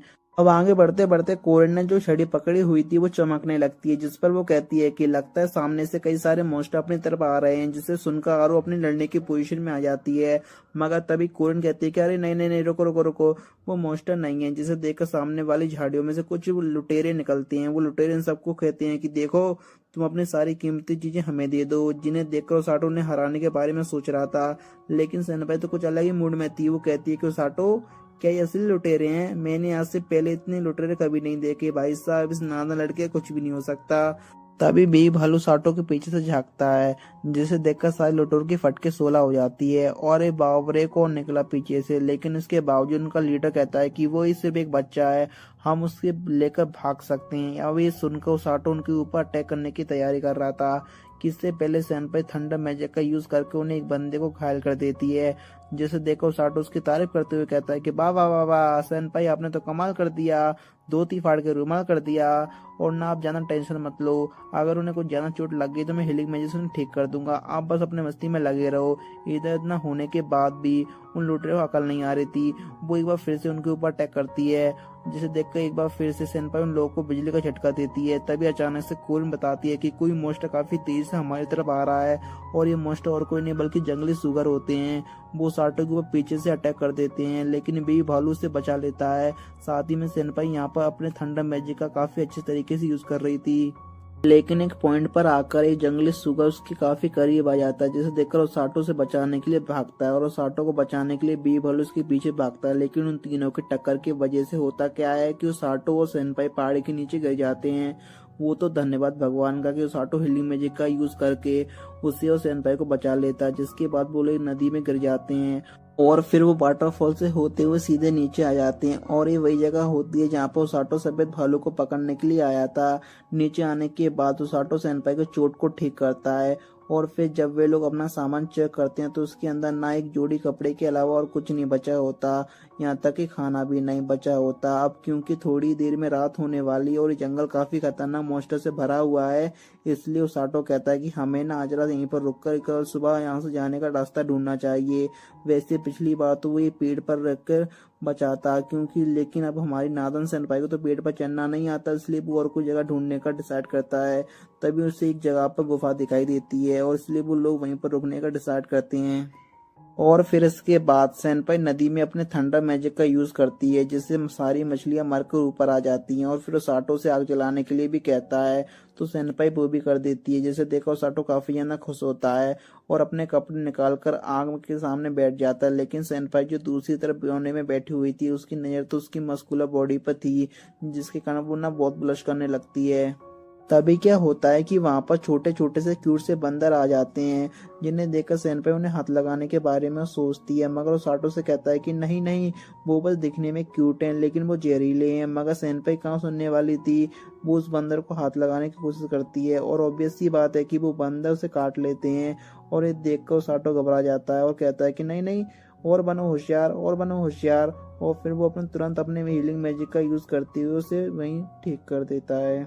तो वहीं दूसरी तरफ किंग कजाटो को बताता है कि ट्रेनिंग के दौरान सेनपाई और ओसाटो कहीं खो गए हैं, लेकिन घबराने की कोई बात नहीं है, हम सुबह होते ही सर्च पार्टी को ढूंढने के लिए उन्हें भेज देंगे। जिस पर कजाटो कहता है, क्या मैं सुबह का इंतजार नहीं कर सकता, मैं अभी की अभी उन्हें ढूंढने के लिए जा रहा हूँ। मगर तभी रोज आकर उसे रुकने की कोशिश करती है और बताती है कि कजाटो और सेनपाई के साथ होंगे, और अगर हाँ तो वो ठीक ही होंगे।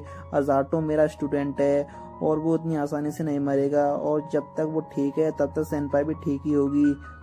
तो इधर डिनर के बाद उसाटो कहता है कि लाजवाब, मजा आ गया, पहली बार मैंने जंगल में इतना स्वादिष्ट खाना खाया। और इसलिए वो सेनपाई को उसके साथ रहने के लिए थैंक्स बोलता है।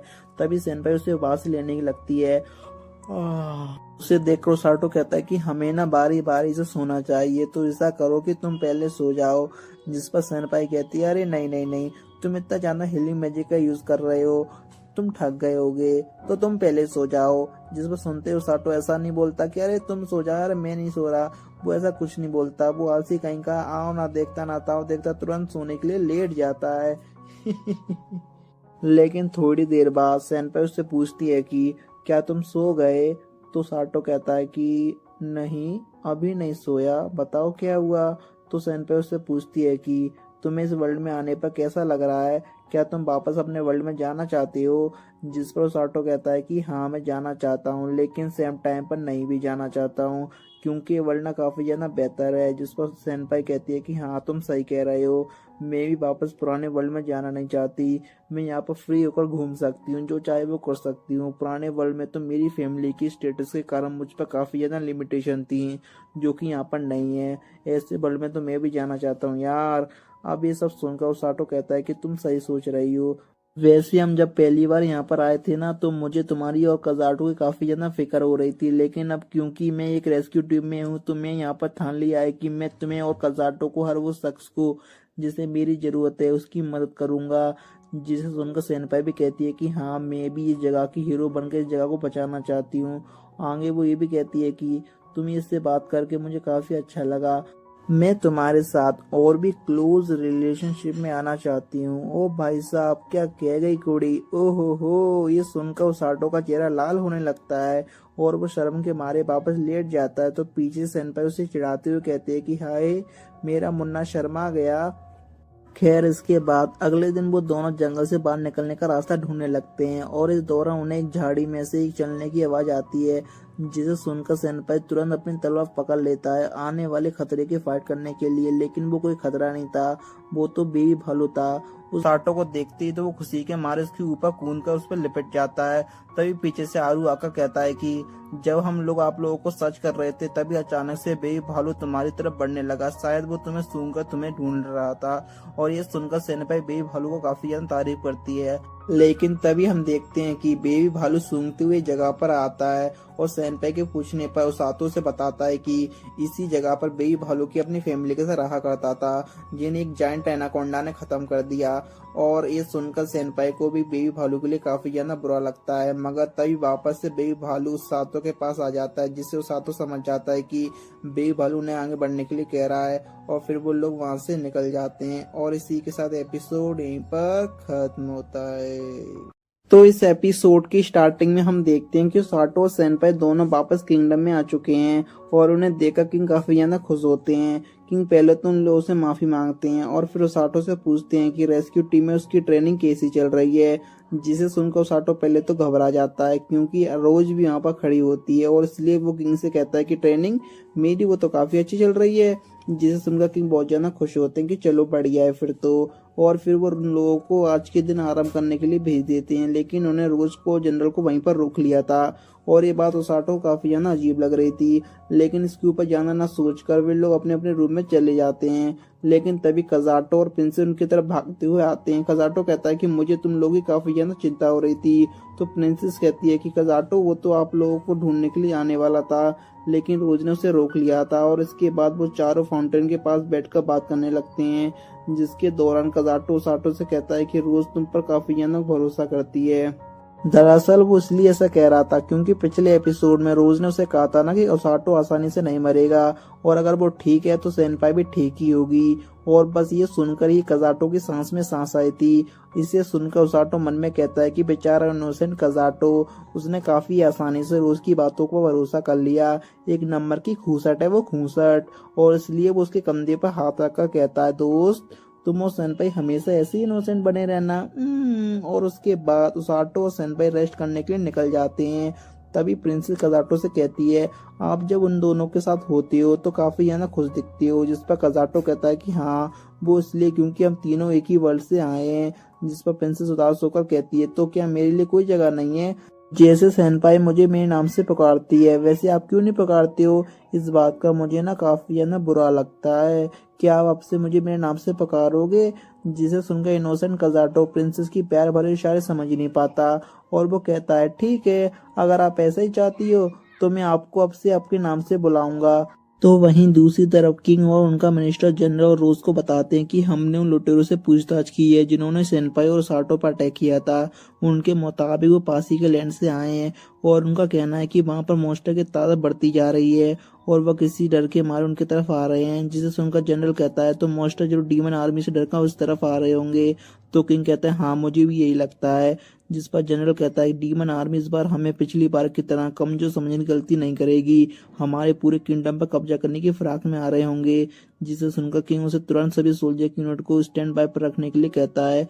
तो वहीं जनरल और मिनिस्टर वहां से जाने के बाद किंग रोज से कहते हैं कि मेरे पास तुम्हारे लिए एक टास्क है। जिसे सुनकर वो समझ जाती है और कहती है कि तो आप चाहते हो कि मैं डीमन लॉर्ड की आर्मी का पता लगाऊं?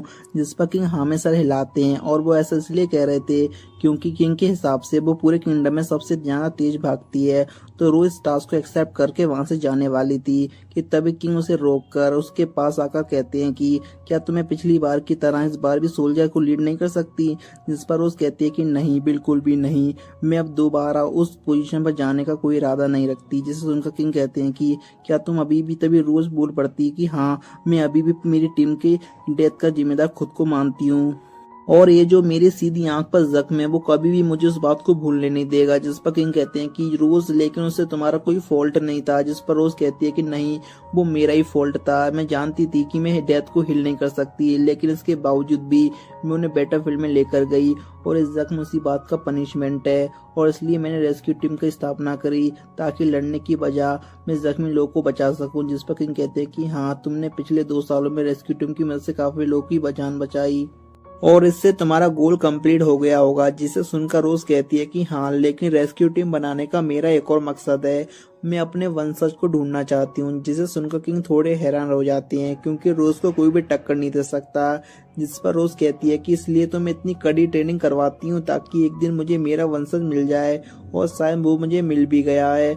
जिसे सुनकर किंग समझ जाते हैं कि वो साटो की बात कर रही है। जिस पर रोज कहती है कि हाँ, उसकी स्ट्रॉन्ग एबिलिटी और जीने की चाहत उसे मेरा वंश बनाने के परफेक्ट कैंडिडेट बनाती है।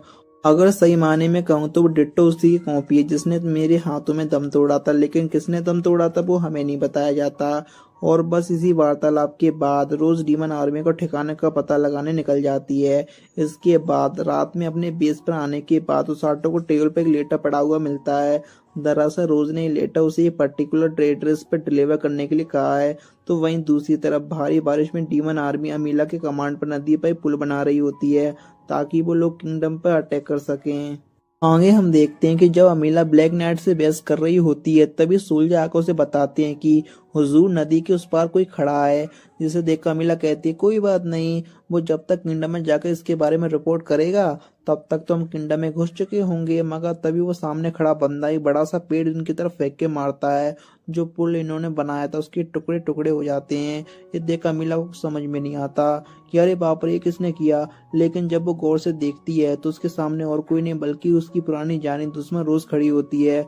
अब क्योंकि इतनी भारी बारिश में इतनी मुश्किल से जो पुल बनाया था वो टूट गया था, इसलिए अमीला गड़बड़ा जाती है। तो वहीं रोज की चीख सुनकर उसे बड़ी सी स्मेल देखकर वहां से भाग खड़ी होती है और वो मन में कहती है कि मेरा तुम लोगों को रोकने का कोई मकसद नहीं था, मैं तो सिर्फ तुम लोगों को थोड़ा डिले करवाना चाहती हूँ। जिसके बाद दूसरी तरफ हम देखते हैं कि अगले दिन उसाटो वो लेटर पहुंचाने के लिए सिटी में चला जाता है और जब वो वहां पहुंचता है तो उरुरु उसका वेलकम करती है। उसे देखकर वो समझ जाती है कि उसाटो ना रेस्क्यू टीम से आया है और वो उसका नाम गेस करने की कोशिश करती है और वो कहती है कि तुम्हारा नाम शायद रैबिट, रकून या फिर कैट है। ये सब सुनकर उसाटो कहता है कि अरे देवी जी, रहने दीजिए, मेरा नाम मैं खुद ही बता देता हूँ, मेरा नाम उसाटो है। आगे वो कहता है कि शायद तुम ओरगा की बहन हो, है ना? जिस पर उरुरु हाँ में जवाब देती है। तो उसाटो कहता है कि आखिर ओरगा कहाँ पर है? तो उरुरु कहती है कि वो ना अंदर ही पेशेंट को देख रहे हैं, क्या तुम देखना चाहोगे? जिस पर उसाटो हाँ में जवाब देता है, हाँ देख लेंगे। और फिर वो दोनों पर्दे के पीछे छुपकर देखने लगते हैं। वहां पर खड़े खड़े उरुरु कहती है कि उसका भाई ना बहुत ही जल्दी डिस्ट्रैक्ट हो जाता है, इसलिए शांति से खड़े होकर इसे देखो। तो इधर ओरगा अपने हीलिंग मैजिक से एक बच्चे की चोट को ठीक कर रहा था, जिसके थोड़ी देर बाद वो बच्चा पूरी तरीके से ठीक हो जाता है। और फिर आगे हीलिंग खत्म होने के बाद उसाटो ओरगा को रोज का भेजा हुआ लेटर देता है और फिर उरुग उसाटो को बेस की बातें करने लगती है।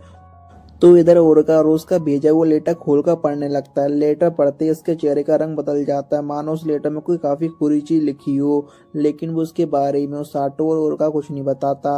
आगे फिर वो सब लोग हंसी मजाक कर रहे होते हैं कि तभी एक आदमी आकर उन्हें अपने साथ चलने के लिए कहता है, क्योंकि उसका दोस्त और दो लोग छत पर रिपेयर करते हुए नीचे गिर गए थे। जिसे सुनकर ओरगा फटाफट उसाटो को अपने साथ चलने के लिए कहता है। इंसिडेंट वाली जगह पहुंचने पर ओरगा ओसाटो और उरु को भी एक ही पेशेंट को ठीक करने को कहता है। ओसाटो उस आदमी के जख्मों को देखकर सोचता है कि मैंने इससे पहले ओरगा और सेनपाई के मामूली चोटों को ठीक किया है, लेकिन ये जख्म तो काफी ज्यादा खतरनाक लग रहा है और शायद बैटलफील्ड में तो मुझे इससे भी भयानक चीजें देखने को मिलेंगी। तभी पीछे से ओरगा ओसाटो को कहता है कि घबराने की कोई बात नहीं ओसाटो, तुम सिर्फ उस आदमी के जख्म को फोकस करके अपनी हीलिंग मैजिक का यूज करो और अपने आप को भरोसा रखो, बाकी सारा काम हीलिंग मैजिक खुद ब खुद करेगी। जिसे सुनकर ओसाटो मन में कहता है कि जब रोज मुझ पर भरोसा कर सकती है तो मैं खुद पे भरोसा क्यों नहीं कर सकता। इतना कहते ही वो अपने हीलिंग मैजिक का यूज करना स्टार्ट करता है और देखते ही देखते उस आदमी का दर्द उड़न छू हो जाता है। खैर इसके बाद ओसाटो दोनों भाई बहनों को बाय बोलकर वेस की तरफ निकल जाता है। तभी इस तरफ उर्डू उसको बताता है कि जो लेटर रोज ने उन्हें भेजा है उसमें वॉर की प्रिपरेशन करने के लिए कहा गया है, जल्दी डीमन आर्मी उन पर हमला करने वाली है। हालांकि हम लोग की तरह ओसाटो के पास बैटलफील्ड का एक्सपीरियंस तो नहीं है, लेकिन मुझे पूरा यकीन है कि रोज जल्दी उसे उसकी ट्रेनिंग भी दे देगी। अब वॉर की बात सुनकर उर्डू काफी ज्यादा उदास हो जाती है। तो वहीं दूसरी तरफ जब ओसाटो शॉप से फ्रूट लेकर अपनी बेस की तरफ जा ही रहा होता है कि तभी अचानक से एक लड़की उसका हाथ पकड़कर कहती है कि सिर्फ तुम ही हो जो ये देख सकते हो, इसका मतलब तुम ही हो जो आने वाले फ्यूचर को चेंज भी कर सकते हो। इतना कहते ही उस लड़की की आंखें रेड कलर से चमकने लगती हैं और फिर ओसाटो को एक विजन दिखाई देता है कि डीमन आर्मी के हमले के कारण चारों तरफ तबाही मच गई है। साथ ही में ब्लैक नाइट ने कजाटो और सेनपाई को दोनों खत्म कर दिया है, जिसे देखकर ओसाटो काफी ज्यादा डर जाता है। तभी वो लड़की कहती है कि मैंने अपना काम कर दिया, अब तुम्हें अपना काम करना है। जिसके बाद वो वहां से चली जाती है और ओसाटो तो वैसे डर के मारे वहां पर खड़ा हुआ होता है। और इसी के साथ हमारा एपिसोड यहीं पर खत्म होता है। तो इस एपिसोड की स्टार्टिंग उसाटो को दिखाने से होती है। उसने जो पिछले एपिसोड में सेनपाई और कजाटो के खत्म होने का विजन देखा था ना, उसके कारण वो अभी भी शॉक में होता है और इसलिए वो तुरंत उस लड़की को ढूंढने के लिए निकलता है जिसने उसे ये बात बताई थी, लेकिन वो लड़की उसे कहीं पर नहीं मिलती। हालांकि वो लड़की खिड़की से इसे देख रही थी और मन ही मन कहती है कि अब सब कुछ तुम्हारे ऊपर डिपेंड है। जिसके बाद ओसाटो उस लड़की के बारे में कैसल की गार्ड से पूछने के लिए जाता है, मगर तभी ना वहाँ पर रोज आ जाती है, जिसे देखकर गार्ड डर के मारे वहाँ से भाग खड़ा होता है। जिस पर ओसाटो अपनी टिप्पणी करते हुए कहता है कि हाँ मैं समझ गया कि वो क्यों भागा। अब ये सुनते से रोज का मुंह पकड़कर उसे ऊपर उठा लेती है और फिर वो पूछती है कि हाँ जरा बताओ तो मुझे क्या समझे तुम। जिसे सुनकर ओसाटो कहता है अरे नहीं नहीं नहीं मैं तो मजाक कर रहा था, नहीं नहीं मैं तो मजाक कर रहा था। और जिस पर रोज उसे छोड़ देती है और कहती है कि जो डीमंस आर्मी टेरिटरी में आने के लिए ब्रिज बना रहे थे ना, मैं उसे तोड़ने गई थी, जिससे कि हम लोगों को प्रिपेयर होने के लिए थोड़ा और टाइम मिल जाएगा। तो वहीं अपने बेस की तरफ जाते हुए ओसाटो रोज से फोकस गर्ल के बारे में पूछता है, जिस पर रोज कहती है कि हाँ मैंने ऐसी लड़की के बारे में सुना तो है जो 2 साल पहले अचानक से हमारे किंगडम में अपेयर हो गई थी, वो भी डीमंस और लुटेरों से बचकर। उसकी प्रजाति काफी ज्यादा खूबसूरत थी, वो उसके मैजिक के लिए पाई जाती थी। जिसे सुनकर ओसाटो पूछता है क्या वो लोग इल्यूजन या फ्यूचर भी देख सकते हैं, जहाँ पर रोज कहती है हाँ उनकी प्रजाति में कुछ ऐसी फॉक्स गर्ल्स पाई जाती हैं जो फ्यूचर देख सकती हैं। अब ये सुनकर ओसाटो सोचता है कि वो लड़की जरूर उन्हीं में से एक होगी। और फिर ये बात खत्म होने के बाद रोज अपने महल की तरफ जाती है और ओसाटो वापस अपने बेस की तरफ निकल जाता है। इसके बाद हमें महल का सीन दिखाया जाता है, जहाँ पर रोज किंग को इन्फॉर्म करती है कि उसने डीमन आर्मी के करंट ब्रिज को डिस्ट्रॉय कर दिया है, लेकिन वो कुछ ही दिनों में नया ब्रिज बना लेंगे। जिसे सुनकर किंग कंटिन्यू करता है कि और फिर वे लोग हमारे किंगडम पे अटैक कर देंगे, इसलिए मैं कल ही सोल्जर और सिटीजन को जंग के लिए तैयार होने का ऐलान कर दूंगा। जिसके बाद वो जनरल से कजाटो और सेनपाई को अर्जेंट मीटिंग के लिए बुलाने के लिए कहता है। तो फिर वहीं आगे हम कजाटो और सेनपाई को किंग के रूम में तरफ जाते हुए देखते हैं और इस दौरान उन दोनों को थोड़ा सही पर अंदाजा हो गया था कि उन्हें क्यों बुला रहे हैं। तब जाते जाते रास्ते में उन्हें मुलाकात प्रिंसेस से होती है और कजाटो अभी भी उसे प्रिंसेस कह के पुकारता है, जिसके कारण प्रिंसेस थोड़ा उदास हो जाती है। लेकिन तुरंत बाद वो कहती है कि डैड ने आप लोगों को रूम में इंतजार कर रहे हैं, और ये सुनकर दोनों आगे बढ़ते हैं। तो वहीं किंग के रूम के अंदर जाने से पहले हम कजाटो के चेहरे पर साफ साफ एक अजीब सा डर देख पाते हैं, और इसके बाद हम दूसरी तरफ उसाटो को देखते हैं। इतने डरावने विजन को देखने के बाद उसे तो बिल्कुल भी नींद नहीं आ रही थी। साथ ही में उसे बार बार वही बात याद आ रही थी जब लड़की ने कहा था कि सिर्फ तुम ही हो जो फ्यूचर को चेंज कर सकता है। अब वो इन सब के बारे में सोचकर परेशान हो रहा था कि तभी खिड़की से बाहर उसे एक लाइट मैजिक नजर आती है, जिसे देखकर उसकी फट जाती है। अरे भाई कौन है? लेकिन जब वो हिम्मत करके खिड़की के पास जाकर देखता है तो बाहर और कोई नहीं बल्कि कजाटो होता है। और फिर हम कजाटो और साटो को बाहर बात करते हुए देखते हैं, जहाँ पर कजाटो से बताता है कि किंग ने आज हमें बुलाकर बताया कि जल्दी उनकी डीमन आर्मी के साथ वॉर शुरू होने वाली है। और ये सुनकर सेनपाई तो काफी ज्यादा एक्साइटेड लग रही थी, लेकिन मुझे नहीं लगता कि मैं बैटलफील्ड में ज्यादा देर टिक पाऊंगा, और इसलिए मैं वहां से भाग निकला और अभी तुम्हारे सामने बैठा हूँ। उसाटो, अगर मैं सच सच कहूँ ना तो मुझे लड़ाई से काफी ज्यादा डर लग रहा है। पिछली बार जब हम जंगल में ट्रेनिंग करने के लिए गए थे ना, तब मुझे अपने सामने डीमन को देखकर मेरे पैर फ्रीज हो गए थे, और काफी मशक्कत के बाद मैं उनके साथ लड़ पाया था। और अब तो कुछ टाइम में सामने डीमन आर्मी से होने वाला है, और वो लोग तो हमें मारने के लिए आ रहे हैं। दोस्त, मुझे नहीं लगता कि यार मैं उनके सामने टिक भी पाऊंगा। और ऊपर से किंगडम के लोग मुझे काफी ज्यादा इज्जत देते हैं, उन्हें लगता है कि मुसीबत के टाइम में उन्हें बचाऊंगा, और इस बात का मुझे सबसे ज्यादा दुख है क्योंकि मैं लड़ने से काफी ज्यादा डरता हूँ। अब ये सुनकर उसाटो कहता है कि कजाटो, तुम्हें लोगों की इच्छाओं पर खरा उतरने की जरूरत नहीं है, कभी कभी तुम्हें अपनी फीलिंग का भी ध्यान रखना चाहिए। जिस पर कजाटो उससे पूछता है कि उसाटो, तुम्हें इस लड़ाई के बारे में क्या फील करती हो? जिस पर थोड़ा सोचने के बाद उसाटो कहता है कि मैं तो वॉर में जाने वाला हूँ लोगों को बचाने के लिए, क्योंकि मैंने बन बना लिया है। जब से मैं यहाँ पर आया हूँ मैंने काफी ज्यादा कुछ सहा है, और मेरे एक्स्ट्रा होने के बावजूद उन लोगों ने मुझे एक्सेप्ट किया, इसलिए मैं फाइट में जाकर उन्हें बचाऊंगा, और तुम्हें और सेनपाई को भी बचाऊंगा। और तुम चिंता मत करो यार, अगर तुम हीरो बनकर फाइट नहीं करोगे ना, फिर भी हम दोस्त बने रहेंगे, और जब भी तुम जरूरत पड़ेगी ना मैं तुम्हें बचाऊंगा यार। अब दोस्तों की ये सारी बातें सुनकर कजाटो खुद को दो चांटे लगाकर कहता है कि यार मैं कितना बड़ा बेवकूफ हूँ यार, जो लड़ाई के बारे में ये सब सोच रहा था। मैंने भी तो सेनपाई को बचाने का प्रॉमिस किया था, और मैं उससे जरूर बचा के रहूंगा। बस इतना कहकर वो मोटिवेट होकर उसाटो को थैंक्स बोलकर वापस महल की तरफ जाने निकल जाता है। और इसके साथ ही उसाटो भी वापस सोने के लिए जाने वाला था कि तभी पीछे से सेनपाई उसे आवाज लगाती है, और उन दोनों की बातों से हमें पता चलता है कि सेनपाई को कजाटो की काफी फिक्र हो रही थी, और इसलिए वो उसका पीछा करते हुए यहाँ पर आ गई। लेकिन अब जब उसाटो की बातों से उसने अपना मन बना लिया, इसलिए वो सेनपाई को ज्यादा फिक्र नहीं हो रही थी। मगर तभी वो उसाटो को पकड़ कहती है कि उसाटो, क्या तुम्हें चाहती हो कि मैं फाइट नहीं करूं? जिस पर उसाटो कहता है, अरे नहीं, तुम्हारी बात तो अलग है, तुमने तो पहले ही इस वर्ल्ड में रहने का डिसाइड कर लिया था। जिसे सुनकर सेनपाई काफी ज्यादा खुश होती है, और उसाटो को गुड नाइट बोलकर वहां से वापस महल की तरफ जाने के लिए निकल जाती है। तो वहीं अगले सीन में किंग सभी सोल्जर को बता रहे थे कि डीमन आर्मी हमारी टेरिटरी में घुस चुकी है, और कुछ ही टाइम में हम उनके साथ वॉर अनाउंस कर देंगे। 2 साल पहले किसी तरह हमने उन लोगों को यहाँ से भगा दिया था, लेकिन इस बार वो पूरी पावरफुल फोर्स के साथ हम पर अटैक करेंगे, और ये फाइट हमारे लिए आसान नहीं होने वाली है। लेकिन हम लोग फिक्र करने की कोई बात नहीं, क्योंकि इस बार हमारे साथ हीरो सेनपाई और हीरो कजाटो हैं। इन लोगों को हमने दूसरे वर्ल्ड से उनकी पावर का यूज करने के लिए यहाँ पर समन किया है, और साथ ही में पिछली बार की तरह इस बार भी हमारे साथ रेस्क्यू टीम वाली बैटलफील्ड में मौजूद रहेंगे। वो वहाँ पर हर जख्मी सोल्जर को ठीक करने के लिए तत्पर रहेंगे। तो आप सभी लोग को बिना डरे उनके ऊपर अटैक करने के लिए तैयार हो जाओ, जीत हमारी होगी। और ये सुनकर सारे सोल्जर खुशी से झूम उठते हैं। और फिर इसके साथ ही सीन कजाटो की तरफ शिफ्ट होता है। वो ना प्रिंसेस से मिलने के लिए गया होता है। प्रिंसेस अपने रूम में उदास होकर बैठी हुई होती है, और आगे वो जैसे ही कजाटो को देखती है तो उसके चेहरे पे एक स्माइल आ जाती है, और वो कहती है कि मुझे आपको देखकर काफी ज्यादा खुशी हुई, तो आप कल जंग में जा रहे हो है ना? जिस पर कजाटो कहता है कि हाँ, मैं कल बाकी लोग के साथ बैटलफील्ड की तरफ निकल जाऊंगा। जिसे सुनकर प्रिंसेस कहती है कि मैं प्रार्थना करूंगा कि आप ही जीत कर आए।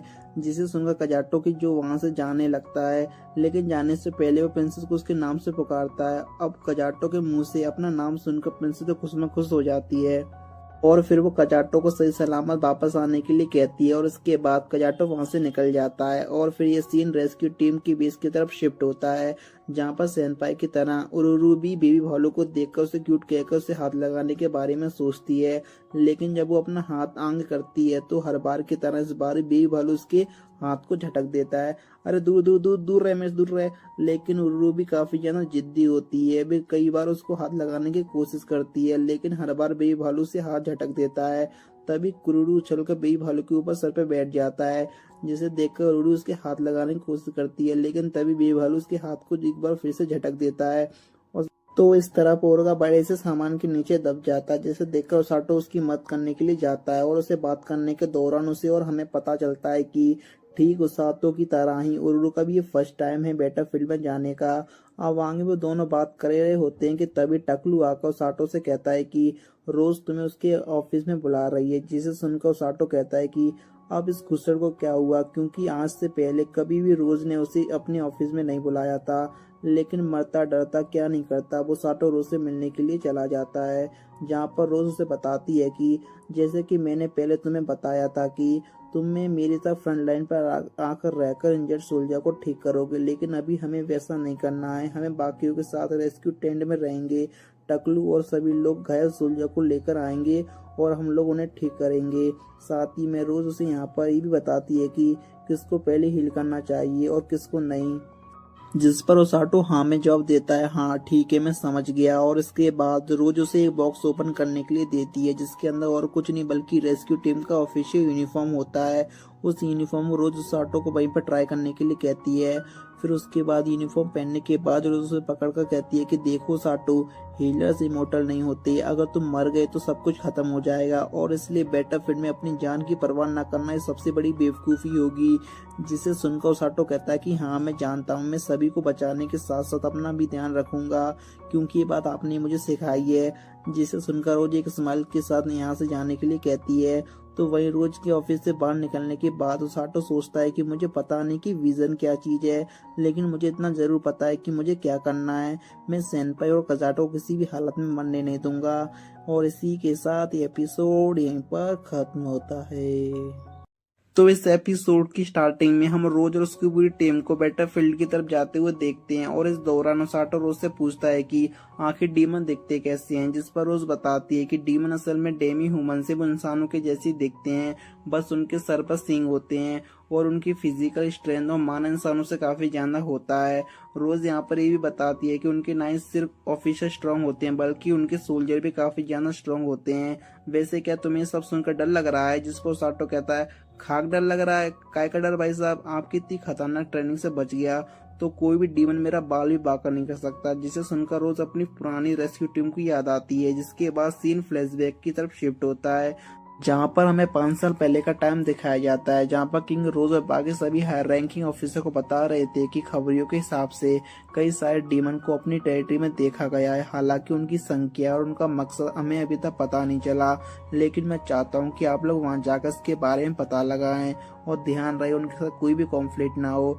जिसे सुनकर रोज जब वहाँ से जाने लगती है तभी पीछे से जनरल उससे आवाज लगाकर पूछता है कि तुम डीमन की मूवमेंट के बारे में क्या सोचती हो, जिस पर रोज कहती है कि भला मुझे कैसे पता होगा। तभी जनरल कहते हैं शायद वो इस बार हमारे ऊपर पूरी फोर्स के साथ अटैक करने की तैयारी कर रहे हैं, लेकिन वैसे हमारी तरफ से पूरी तैयारी है, हमारे लोग खतरनाक से खतरनाक सिचुएशन को हैंडल करने के लिए तैयार हैं। उतना कहकर जनरल वहां से चला जाता है। इसके बाद रोज जब डीमंस के बारे में सोचते हुए जा रही थी तभी एक पर्पल वाली लड़की उसे बार बार आवाज लगाने लगती है, जिसके तंग आकर रोज उसके सर पर मुक्का मार देती है। मुक्का खाते हुए लड़की कहती है और जोर से चिल्लाती है, आपके पास सुपर ह्यूमन स्ट्रेंथ है, अगर ऐसे चलता रहा तो आप मेरे सर के 2 हिस्से कर दोगे। जिस पर वो जाना कुछ नहीं कहती और वो दोनों बात करते हुए आगे बढ़ने लगते हैं। और इस दौरान हमें पता चलता है कि लड़की का नाम ब्यूटी है और उसने चुपके से किंग और उनकी बातें सुन ली थी, जिसे सुनकर रोज एक बार फिर से उसे मुक्का मार देती है, यह कहकर तुम्हें अपने सीनियर्स की सीक्रेट मीटिंग के चुपके से नहीं सुनना चाहिए, इसका अंजाम काफी ज्यादा बुरा हो सकता है। तभी सीन शिफ्ट होता है और हमें एक हफ्ते बाद का सीन दिखाया जाता है, जहाँ पर किंग रोज को बता रही थी कि गवाहों के अनुसार डीमन हमारी टेरिटरी में आकर मॉन्स्टर पर अटैक कर रहे हैं और वो काफी हाई लेवल के सोल्जर हैं। जिसे सुनकर रोज कहती है कि उनका यूं बार बार अटैक करना जरूर कुछ तो गड़बड़ है, जिस पर किंग कहते हैं कि फिर तो तुम्हें अपनी टीम के साथ जाकर इन्वेस्टिगेशन करनी चाहिए। तो रोज पूछती है कि क्या मैं फोर्स का यूज कर सकती हूँ, जिस पर किंग हाँ में जवाब देते हुए कहती है कि मुझे तुम पर पूरा भरोसा है, तुम बिना वजह के फोर्स का यूज नहीं करोगी। जिस पर रोज कहती है कि हाँ आपने सही कहा, मैं आपका रिजल्ट जरूर दिखाऊंगी। और इसके बाद रोज रेस्क्यू टीम के सभी मेंबर को बताती है कि कल सुबह वो लोग जंगल में इन्वेस्टिगेशन करने के लिए जाने वाले हैं और वहां पर उनका सामना 10 या 20 डेमन के साथ होने वाला है। जिसे उनका ब्यूटी कहती है कोई नहीं, हम उनके छक्के छुड़ा देंगे। तो इधर रोज कुकरू को बेस पर रुकने के लिए कहती है क्योंकि वो एक मॉन्स्टर होता है और डीमन उसे आसानी से डिटेक्ट करके उस पर अटैक कर सकती हैं और इसके लिए कुकरू मान भी जाता है। तभी ब्यूटी रोज के पास आकर कहती है कि ये लोग काफी ज्यादा खतरनाक हैं। तो रोज उन सभी को देखकर कहती है कि कल के मिशन में मैं भी तुम लोग के साथ आने वाली हूँ। जिसे सुनकर सब लोग काफी ज्यादा खुश हो जाते हैं क्योंकि रोज एक हीलर होती है और इसलिए अब भी लोग पूरी तरीके से वाइल्ड होकर डीमन के साथ फाइट कर सकते हैं, क्योंकि अगर उन्हें चोट आ भी गई तो रोज उन्हें पूरी तरीके से ठीक कर देगी। जिसके साथ ही वे लोग अगले दिन मिशन पर जाने के लिए चीयर अप करते हैं। इसके बाद अगले दिन वो लोग घोड़ों पर सवार होकर जंगल में निकल जाते हैं और ऐसे ही चलते चलते चलते चलते चलते उन्हें रात हो जाती है और फिर वो लोग एक जगह पर कैंप फायर करते हैं। और इस दौरान ब्यूटी सभी लोगों को बताती है कि आज उन लोगों को कुछ भी पता नहीं चला, इसलिए कल वो लोग वेस्ट की तरफ इन्वेस्टिगेशन करने जाएंगे। और क्योंकि वहां पर मॉन्स्टर के होने का खतरा होता है, इसलिए वो लोग घोड़ों को यहीं छोड़कर पैदल आगे बढ़ने का डिसाइड करते हैं। जिसके सुनकर रेस्क्यू टीम के सभी मेंबर ब्यूटी की बात मानते हुए एग्री करते हैं। आगे ब्यूटी उन सभी को सोने के लिए कहती है क्योंकि जाकर उन सब पर नजर रखने वाली थी, लेकिन तभी रोज आकर कहती है कि पहले मैं नजर रखूंगी, इसलिए तुम अभी जाकर सो जाओ। इसके बाद हम सारे मेंबर को लेटे हुए देखते हैं और रोज आग के पास बैठी हुई थी और तभी वो कहती है कि शायद तुम्हें नींद आ रही होगी। वो ऐसा ब्यूटी से कह रही होती है जो कि अभी भी जागी हुई थी। जिसके बाद ब्यूटी रोज के आगे सामने बैठ जाती है और पूछती है कि आपने मुझे अपना डिप्टी कमांडर क्यों चुना, क्योंकि मैं तो बाकियों के मुकाबले काफी ज्यादा एवरेज हूँ। जिस पर रोज कहती है कि मुझे ये काम किसी को तो देना ही था और तुम्हारी कोई कंप्लेंट भी नहीं थी, और वैसे भी तुम ये काम काफी अच्छे से कर भी रही हो। और इतना ही नहीं, मैं तो फ्यूचर में तुम्हें इस यूनिट का कमांडर बनाने के बारे में सोच रही हूँ, क्योंकि मैं हमेशा तो सभी यूनिट को संभाल नहीं सकती ना, इसलिए कभी ना कभी तो तुम्हें इस यूनिट का कमांडर बनना ही पड़ेगा। उसे सुनकर ब्यूटी चौंक जाती है और उसे ऐसा करने से मना करती है और वो कहती है कि क्योंकि मैं तो पहले से काफी ज्यादा जिद्दी रही हूँ, कई बार तो मैंने सीने के ऑर्डर लेने से मना कर दिया क्योंकि वो काम मुझे पसंद ही नहीं था। पूरी दुनिया मेरे खिलाफ हो जाए, आज तक मुझे किसी कोई कंट्रोल नहीं कर पाया, और अगर मेरी कोई कंप्लेंट भी कर देता है तो मैं उसे अपनी पावर का यूज करके चुप करवा देती हूँ। हाँ, लेकिन ये बात भी है कि फिर एक दिन मैं आपसे मिली और जब भी मैंने आपको ऑर्डर नहीं माना तब आपने मेरी बैंड बजा दी और कई बार वो इतनी खतरनाक थी कि मैं बेहोश हो गई। जिसे सुनकर रोज कहती है कि अरे ये क्या कह रही हो, मुझे तो ऐसा कुछ भी याद नहीं। जिस पर ब्यूटी कहती है अरे नहीं, मैं तो मजाक कर रही थी। आगे वो ये भी कहती है कि आज तक कोई मेरे इतने पीछे नहीं पड़ा जितना आप पड़े हो, लेकिन आपकी वजह से मैं इतनी ज्यादा स्ट्रांग बन पाई और अब इस यूनिट की डिप्टी कमांडर भी हूँ, इसलिए मुझे तो लगता है कि सिर्फ आप ही जो हमारी कमांडर बन सकती हो। जिसे सुनकर रोज उसके माथे पर चुटकी मार को उसे नीचे गिरा देती है और कहती है कि क्या तुम्हें लगता है कि मैंने ऐसे ही किसी को ऑर्डर दूंगी जो उसके लायक नहीं होगा? मैंने तुम्हें ऐसे ही यूनिट का कमांडर नहीं चुना, मैंने पूरे कॉन्फिडेंस के साथ डिसाइड किया है और उसका इकलौता कारण ये है कि तुम कभी पीछे नहीं हटती हो। एक बार जो तुमने ठान लिया तो तुम उस सिचुएशन को पार करके ही दम लेती हो और यही बात तुम्हें डिप्टी कमांडर बनाती है। वो अपने बारे में इतनी अच्छी अच्छी बातें सुनकर ब्यूटी तो सातवें आसमान पर चढ़ चुकी थी। उसे तो ऐसा लग रहा था कि मानो वो स्वर्ग में हो, ला ला ला ला ला। मगर तभी रोज उसका सपना तोड़ते हुए कहती है कि अब तुम्हारी बारी जागने की। तो वहीं जाते जाते रोज कहती है कि तुम सबको भी अब आराम करना चाहिए, क्योंकि साइड में बैठकर पूरी की पूरी रेस्क्यू टीम रोज और ब्यूटी की बातें सुन रही थी। फिर वो लोग कहते हैं कि ब्यूटी तुम काफी अच्छी डिप्टी कमांडर हो, हम तुम पर भरोसा करते हैं और तुम्हारी हर बात मानेंगे। जिसे सुनकर ब्यूटी का चेहरा शर्म के मारे लाल हो जाता है और वो इन सभी को पीटने के लिए उनके पीछे भागने लगती है, जिसे देखकर दूर खड़ी रोज हल्की सी स्माइल करती है। इसके बाद अगले दिन वो सब लोग जंगल की ओर अंदर जाते हैं। वहां पर उन्हें पेड़ पे पंजों के निशान और जमीन पर ताजा खून गिरा हुआ मिलता है, जिसे वो लोग समझ जाते हैं कि डीमन आसपास ही कहीं पर है, मॉन्स्टर को हंट कर रहे हैं। तो वहीं जमीन पर गिरे खून को देखकर ब्यूटी कहती है कि डेफिनेटली डीमन इसे मजे के लिए नहीं कर रहे हैं, जरूर उनका और कोई मकसद है। और तभी उन लोगों को पास ही के मॉन्स्टर के चिल्लाने की आवाज सुनाई देती है और जाकर वो देखते हैं कि डीमन सभी मॉन्स्टर को खत्म करके अपनी अपनी गाड़ियों में डाल रहे हैं। और ये सब झाड़ियों में से छुपकर रोज और उसकी टीम देख रही थी, लेकिन तभी डीमन की लीडर को उनके यहाँ पर होने का एहसास हो जाता है और इसलिए वो फिर रोज के सामने आकर लीडर से पूछती है कि तुम लोग यहाँ पर मॉन्स्टर को लेकर कहाँ जा रहे हो। जिस पर लीडर कहता है कि हम लोग ये सब एक मिशन के लिए कर रहे हैं। जिस पर रोज मिशन के बारे में पूछती है, कौन सा मिशन। लेकिन लीडर उसे साफ साफ बताने से मना कर देता है। तो रोज कहती है कि हम लोग अभी भी इस फाइट को टाल सकते हैं अगर तुम लोग चुपचाप मॉन्स्टर को यहाँ छोड़कर वापस अपने डीमन टेरिटरी में चले जाओ। जिस पर लीडर कहता है कि वाह बेटा, काफी बड़ी बड़ी बातें कर रही हो, लेकिन अब क्योंकि तुम लोगों ने हमें देख लिया है तो मैं तुम लोगों को यहाँ से जिंदा जाने नहीं दूंगा। तभी रोज ब्यूटी को पूरी की पूरी कमांड दे दी थी, क्योंकि वो लीडर के साथ लड़ते हुए इन्हें कमांड नहीं दे पाएगी। और इस पर ब्यूटी हाँ में जवाब देती है और तभी वो लीडर दोनों को एक दूसरे की तरफ काफी तेजी से भागते हुए आते हैं।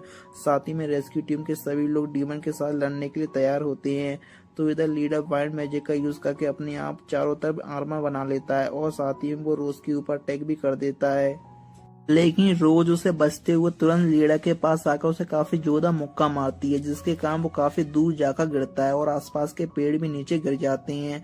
तो लीडर एक के बाद एक उसके ऊपर अटैक करते जाता है, लेकिन उनसे बचते हुए रोज कई सारे पेड़ उठाकर उसकी तरफ फेंकती है और पहले कुछ पेड़ उससे लीडर से बच जाते हैं, लेकिन अगली पर रोज एक पेड़ सीधा उसके ऊपर फेंककर उसे नीचे कुचल देती है। मगर तभी लीडर वाइल्ड मैजिक का यूज करते उस पेड़ को तोड़ते हुए बाहर निकलता है और कहता है कि आज से पहले मुझे कभी भी तुम्हारी जितनी पावरफुल इंसान नहीं मिला।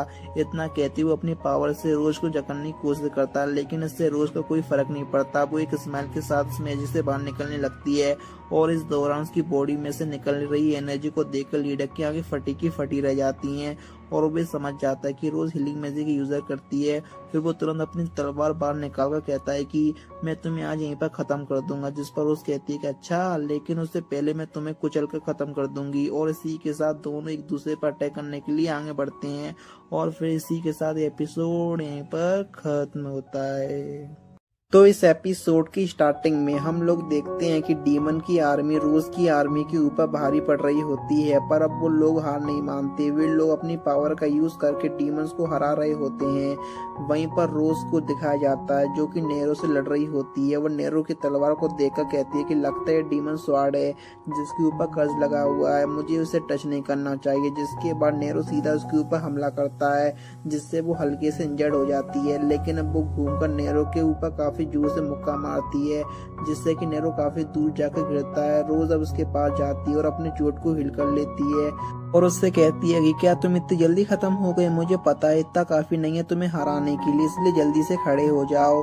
ये सुनकर नेरो भी खड़ा हो जाता है और कहता है कि हम तो बस मॉन्स्टर पकड़ने आए थे, मेरे जो भी सबोर्डिनेट हैं मैं उन्हें पर्सनली ट्रेन किया था और तुम लोगों ने उन्हें बुरी तरीके से हरा दिया। मानना पड़ेगा रोज, तुम और तुम्हारे साथी काफी ज्यादा टैलेंटेड हैं। आज तक मैंने जितने भी ग्रुप से लड़ाई करी, तुम्हारे ग्रुप उनसे सबसे ज्यादा ताकतवर है। इंसानों के बीच में ट्रू हीरोज नहीं होते। ऐसे इंसान जिनके पास बहुत सारी पावर होती है वो इस दुनिया में एग्जिस्ट करते ही नहीं है, मुझे ऐसा लगा था। यह सुनकर रोज उसे कहती है कि तुम्हें क्या लगा था कि अब हमारे पास हीरोज नहीं है तो तुम हमसे जीत सकते हो, तुम तो हमें नीचा दिखा रहे हो। तब नेरो कहता है हाँ माफ करना, लेकिन मैंने अपना माइंड अब चेंज कर लिया है। तुम हमारे रास्ते के बीच की सबसे बड़ी रुकावट हो। हमारा डिजायर है कि एक समय ऐसा लाना जहाँ पर इंसान डीमन से डरेंगे और हमारे लॉर्ड अवेकन होंगे। हमारे लॉर्ड बेरहम है, वो किसी पर भी दया नहीं खाते, वो हमें ब्लेसिंग देते हैं कि हम लोग जीतेंगे। इसलिए हमारे डीमन लॉर्ड के लिए हम पूरी तरीके से तुम्हें डिस्ट्रॉय कर देंगे, भले ऐसा करने में हमारी बॉडी डस्ट क्यों ना बन जाए। जैसे वो ये बात बोलता है उसके जितने भी साथी होते हैं वो और ज्यादा खतरनाक होने लगते हैं। वहीं पर वो लड़की उसकी साथी डीमन लॉर्ड को मार रही होती है, पर वो डीमन उस लड़की के हाथ पकड़ लेता है। तब नेरो कहने लगता है कि हम लोग के पास हमारे लॉर्ड की तलवार है, भले हम लोग मिट्टी में क्यों ना मिल जाएं, हम अपने दुश्मनों को खत्म करके रहेंगे। ये सुनकर रोज अब उसकी लड़की को बचाने के लिए जा रही होती है, लेकिन तभी नेरो उसके ऊपर हमला करके उसे रोक देता है। जिसके बाद वो डीमन उस लड़की के ऊपर काफी भारी तरीके से हैमर मार के उसे खत्म कर देता है और वो खुद भी खत्म हो जाता है। यह देखकर सब लोग काफी ज्यादा हैरान हो जाते हैं। बाकी लोग भी कहने लगते हैं कि ऐसा कैसे हो सकता है, हमने उन डीमन को कमजोर कर दिया था। तभी एक और बंदे के ऊपर एक डीमन हमला करके उसे भी मार देता है। इस तरीके से एक एक करके वो जो डीमन होते हैं वो रोज के सभी साथियों को मार रहे होते हैं और ये सब नेरो करवा रहा होता है अपने कर्ज पावर का यूज करके। ये सब देखकर रोज पर काफी ज्यादा गुस्सा हो जाती है और वो उसके ऊपर हमला करने आती है। तभी नेरो भी अपनी तलवार चलाकर रोज की आंखों को इंजर्ड कर देता है और कहता है कि जब तुम अपना कंट्रोल खो देती है तो तुम्हारे मूवमेंट रीड करना और आसान हो जाता है। वहीं पर रोज अपनी हीलिंग पावर का यूज करके अपनी आंखों को ठीक कर रही होती है, पर वो उसे ठीक नहीं कर पा रही होती है। ये देखकर वो कंफ्यूज हो जाती है क्या हो रहा है। तो नेरो से बताता है कि मेरी क्रिम्सन डीमन स्वॉर्ड माना को कट कर देती है, तो तुम मुझे चोट लगी है वो एक टेम्पररी कर्ज है, तो तुम उसे अपनी हीलिंग मैजिक या रिकवरी मैजिक का यूज करके उसे ठीक नहीं कर सकती हो। वहीं पर अब रोज की साथियों को देखते हैं जो कि रोज से कहती हैं कि हमें हीलिंग की जरूरत है, हमारी मदद करो। अब रोज की वहीं पहुंचने से पहले ही डीमन उसके ऊपर हमला करके उसे मार देते हैं। रोज अब उन्हें बचाने के लिए जा रही होती है, लेकिन नेरो उसके ऊपर हमला कर देता है और उससे कहता है कि तुम अब एक ही आंख से देख सकती हो, लेकिन फिर भी तुम लड़ना चाहती हो। इस तरीके से लड़ना इम्पॉसिबल है, चलो फाइट को यहीं पर खत्म कर देते हैं। ऐसा बोलने के बाद वो रोज के ऊपर हमला करने के लिए आ जाता है। वहीं पर रोज भी अब हार मान चुकी होती है और अब नेरो उसके ऊपर हमला करने वाला होता है, लेकिन तभी अचानक से ब्यूटी जो वाइस कैप्टन है वो बीच में आ जाती है और वो खुद घायल होकर रोज को बचा लेती है। यह देखकर रोज शॉक हो जाती है और अब वो नीचे बैठी हुई होती है और अपने सभी साथियों को देखने लगती है और वो देखती है कि उसके जितने भी साथी होते हैं वो सारे मारे जा चुके हैं। वो अब याद करती है कि उसके साथियों ने उसे कहा था कि अगर रोज हमारे साथ लड़ेगी तो हम लोग जरूर जीतेंगे, भले कुछ भी हो जाए। रोज अपने हीलिंग मैजिक का यूज करके हमारी चोट को हील कर देगी। ये सब बातें याद करके रोज कह रही होती है कि मुझे पता है कि ये सभी लोग मुझ पर बिलीव करते थे, मैं इन्हें रेस्क्यू करने जरूर आऊंगी और मेरे होते हुए मैं इन्हें मरने नहीं दूंगी। वहाँ पर ब्यूटी से कहती है कि तुम्हें बीच में नहीं आना चाहिए था, तुम्हें यहाँ से भाग जाना चाहिए था। ये सब कुछ मेरी गलती है क्योंकि मैं कमजोर हूँ, मैं अपने खुद के पावर के ऊपर कुछ ज्यादा विश्वास करती थी। तभी नेरो वहाँ पर आ जाता है और वो उससे कहता है कि मैं तुम्हारे सबऑर्डिनेट और मेरे सबऑर्डिनेट की डेथ को कभी नहीं भूलूंगा, तुम भी गायब हो जाओ। रोज ऐसा बोलने के बाद वो रोज के ऊपर तलवार से हमला करता है, लेकिन तभी रोज भी अब उसकी तलवार को पकड़ लेती है और उससे कहती है कि मुझसे पंगा मत लो। क्या कहा, तुम मेरे सबऑर्डिनेट को नहीं भूलोगे? आखिर तुम उनके बारे में जानती क्या हो? तुमने तो अपने साथियों को ऑर्डर दे दिया कि वो अपने आप को सेक्रीफाइस कर दे, तो तुम मेरे सबऑर्डिनेट को क्या ही समझोगे? ऐसा बोलने के बाद रोज उसे उठा उठा कर फेंक रही होती है। वो उसे काफी जोर से मुक्का मार के एक पेड़ के ऊपर फेंक देती है और साथ ही में वो नेरो की तलवार को भी नेरो के ऊपर फेंक देती है और वो तलवार नेरो के सीधे कंधे पर जा लगती है। रोज अब उसे पास जाती है और उस फेंक से कहती है कि मैं तुम्हें मार दूंगी। रोज अब उसे मारने के लिए आगे बढ़ रही होती है कि लेकिन तभी उसे थोड़ी सी बेहोशी फील होने लगती है, लेकिन फिर भी वो नेरो के मारने जा रही होती है और कहती है कि बस मुझे इसी को मारना है। तभी अमीला वहाँ पर आ जाती है जो कि अभी छोटी सी बच्ची है। वो नेरो से कहती है कि मास्टर मैं आपको बचा लूंगी, जिस पर नेरो से कहता है कि मैं तुमसे कहा था कि तुम पीछे रहना, जिस पर अमीला कहती है कि माफ करना लेकिन मैं आपको यहाँ नहीं छोड़ सकती। अब ये सब देखने के बाद वो सोच रही होती है कि लेकिन नेरो जो कि एक ऐसा पर्सन है, उसने अपने सबऑर्डिनेट को सेक्रीफाइस कर दिया, उसे बचाने के लिए कोई आया है। मैं हम लोग अमीला को देखते हैं जो कि नेरो के कंधे से तलवार को निकाल रही होती है और उसे ले जाने लगती है, जो देखकर रोज उसे रुकने के लिए कहती है, लेकिन जैसे अमीला पीछे मुड़कर देखती है रोज को अमीला के अंदर वाइस कैप्टन ब्यूटी दिखती है और वो फिर उसे रोक नहीं पाती है। अब अमीला ही नेरो को वहां से ले जाने लगती है। तभी रोज देखती है कि ब्यूटी उसे बुला रही है। वो देखकर रोज अब रेंगते हुए वाइस कैप्टन ब्यूटी के पास पहुंचती है और उसे कहती है कि बात करो मुझसे, मैं तुम्हें हील कर दूंगी। जिस पर वाइस कैप्टन कहती है कि ये इम्पॉसिबल है, दुश्मनों ने जो चोट पहुंच है वो काफी ज्यादा गहरी है। वहीं पर हम रोज को देखते हैं जो कि उसकी चोट को हील करने की कोशिश करती है और कहती है कि शायद से चांसेस हैं तुम्हें ठीक करने के, पर अब हम लोग देखते हैं कि रोज उसका चोट को हील नहीं कर पा रही होती है। देखकर वाइस कैप्टन रोज से हाथ पकड़ कर लेती है और कहती है कि कोई बात नहीं, मुझे कोई पछतावा नहीं है, मैं काफी ज्यादा खुश हूँ आपकी सबऑर्डिनेट होने के तौर पर मैं लड़ पाई और मुझे पता है कि बाकी सभी लोग भी यही सोचते हैं जैसे कि मैं सोचती हूँ। प्लीज ऐसे ही पर्सन रहना जैसे हम लोग आपको एडमायर करते हैं। वहीं पर रोज कहने लगती है कि मैं आखिर तुम्हें मरने कैसे दे सकती हूँ। वाइस कैप्टन से कहती है कि आप कितनी अच्छी हो और ये सब बोलने के बाद वो मर जाती है, जिसके बाद रोज अपने सभी साथियों को देखती है कि वो सभी लोग मर चुके हैं। ये देखकर वो काफी ज्यादा चिल्लाने लगती है और रोने लगती है। अगले सीन में रोज अब किंग को आकर बताती है कि फ्यूचर में जो डीमन लॉर्ड है वो रिजरेक्ट हो सकता है और हमारे किंगडम के ऊपर इन्वेड कर सकता है, और वो जो मॉन्स्टर की हंटिंग कर रहे थे शायद वो इसलिए कर रहे थे। ये बताने के बाद रोज अब किंग से कहती है कि मेरी आपसे एक रिक्वेस्ट है, मुझे बटालियन कमांडर के तौर से हटा दो और मुझे नाइट भी नहीं बनना, मुझे नाइट के तौर पर भी हटा दो, मुझे खुद को एक नाइट बुलाने का हक नहीं बचा। ऐसा बोलने के बाद रोज वहां से चली जाती है। वो अब शहर में चल रही होती है, तभी वहां पर एक बूढ़े अंकल और एक बूढ़ी आंटी आती है जो कि रोज से कहती हैं कि हमारा बेटा आपके अंडर काम कर रहा था, यानी कि वो आपकी टीम में था और काफी परेशान भी खड़ी करता था। उसका नाम जोश था। ये सुनकर रोज को याद आता है कि जोश तो मर चुका है। रोज अब उसके पेरेंट्स से कहती है कि माफ करना, मेरी वजह से आपका बेटा मर गया। तो अब जोश की मॉम रोज का हाथ पकड़ती है और कहती है कि शुक्रिया, आप उसकी डेड बॉडी हमारे पास लेकर आई, हम उसके आखिरी बार देख पाए। वो काफी सेटिस्फाइड लग रहा था। पहले वो काफी परेशान करता था, लेकिन आपके अंडर काम करने के बाद वो हमेशा खुश रहता था। ये सब सुनने के बाद रोज तो उन्हें कुछ कह नहीं पा रही होती है, जिसके बाद रोज अपने घर के अंदर आकर कोने में बैठ जाती है। और अब एक महीना बीत जाता है जहाँ पर सिगलिस रोज से मिलने आता है और उसे कहता है कि मैंने सुना कुछ दिन पहले किंग तुमसे मिलने आए थे। तो रोज कहती है हाँ, मैं हैरान हो गई थी क्योंकि वो बिना किसी गार्ड के यहाँ पर आए थे। तो सिगलिस कहता है ऐसा इसलिए क्योंकि तुम एक महीने से बाहर नहीं आई हो, क्या किंग ने तुम्हें मनाया कि तुम वापस नाइट बन जाओ?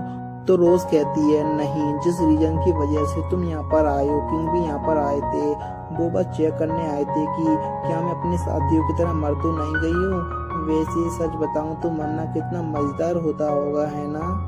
यह सुनकर सिगलिस पे काफी गुस्सा हो जाता है और उसके कॉलर को पकड़ लेता है। तो रोज उसे कहती है कि गुस्सा करना बंद करो, मैं बस कह रही हूँ कि मरने का ख्याल मेरे दिमाग में आया था पर मैं मरी नहीं।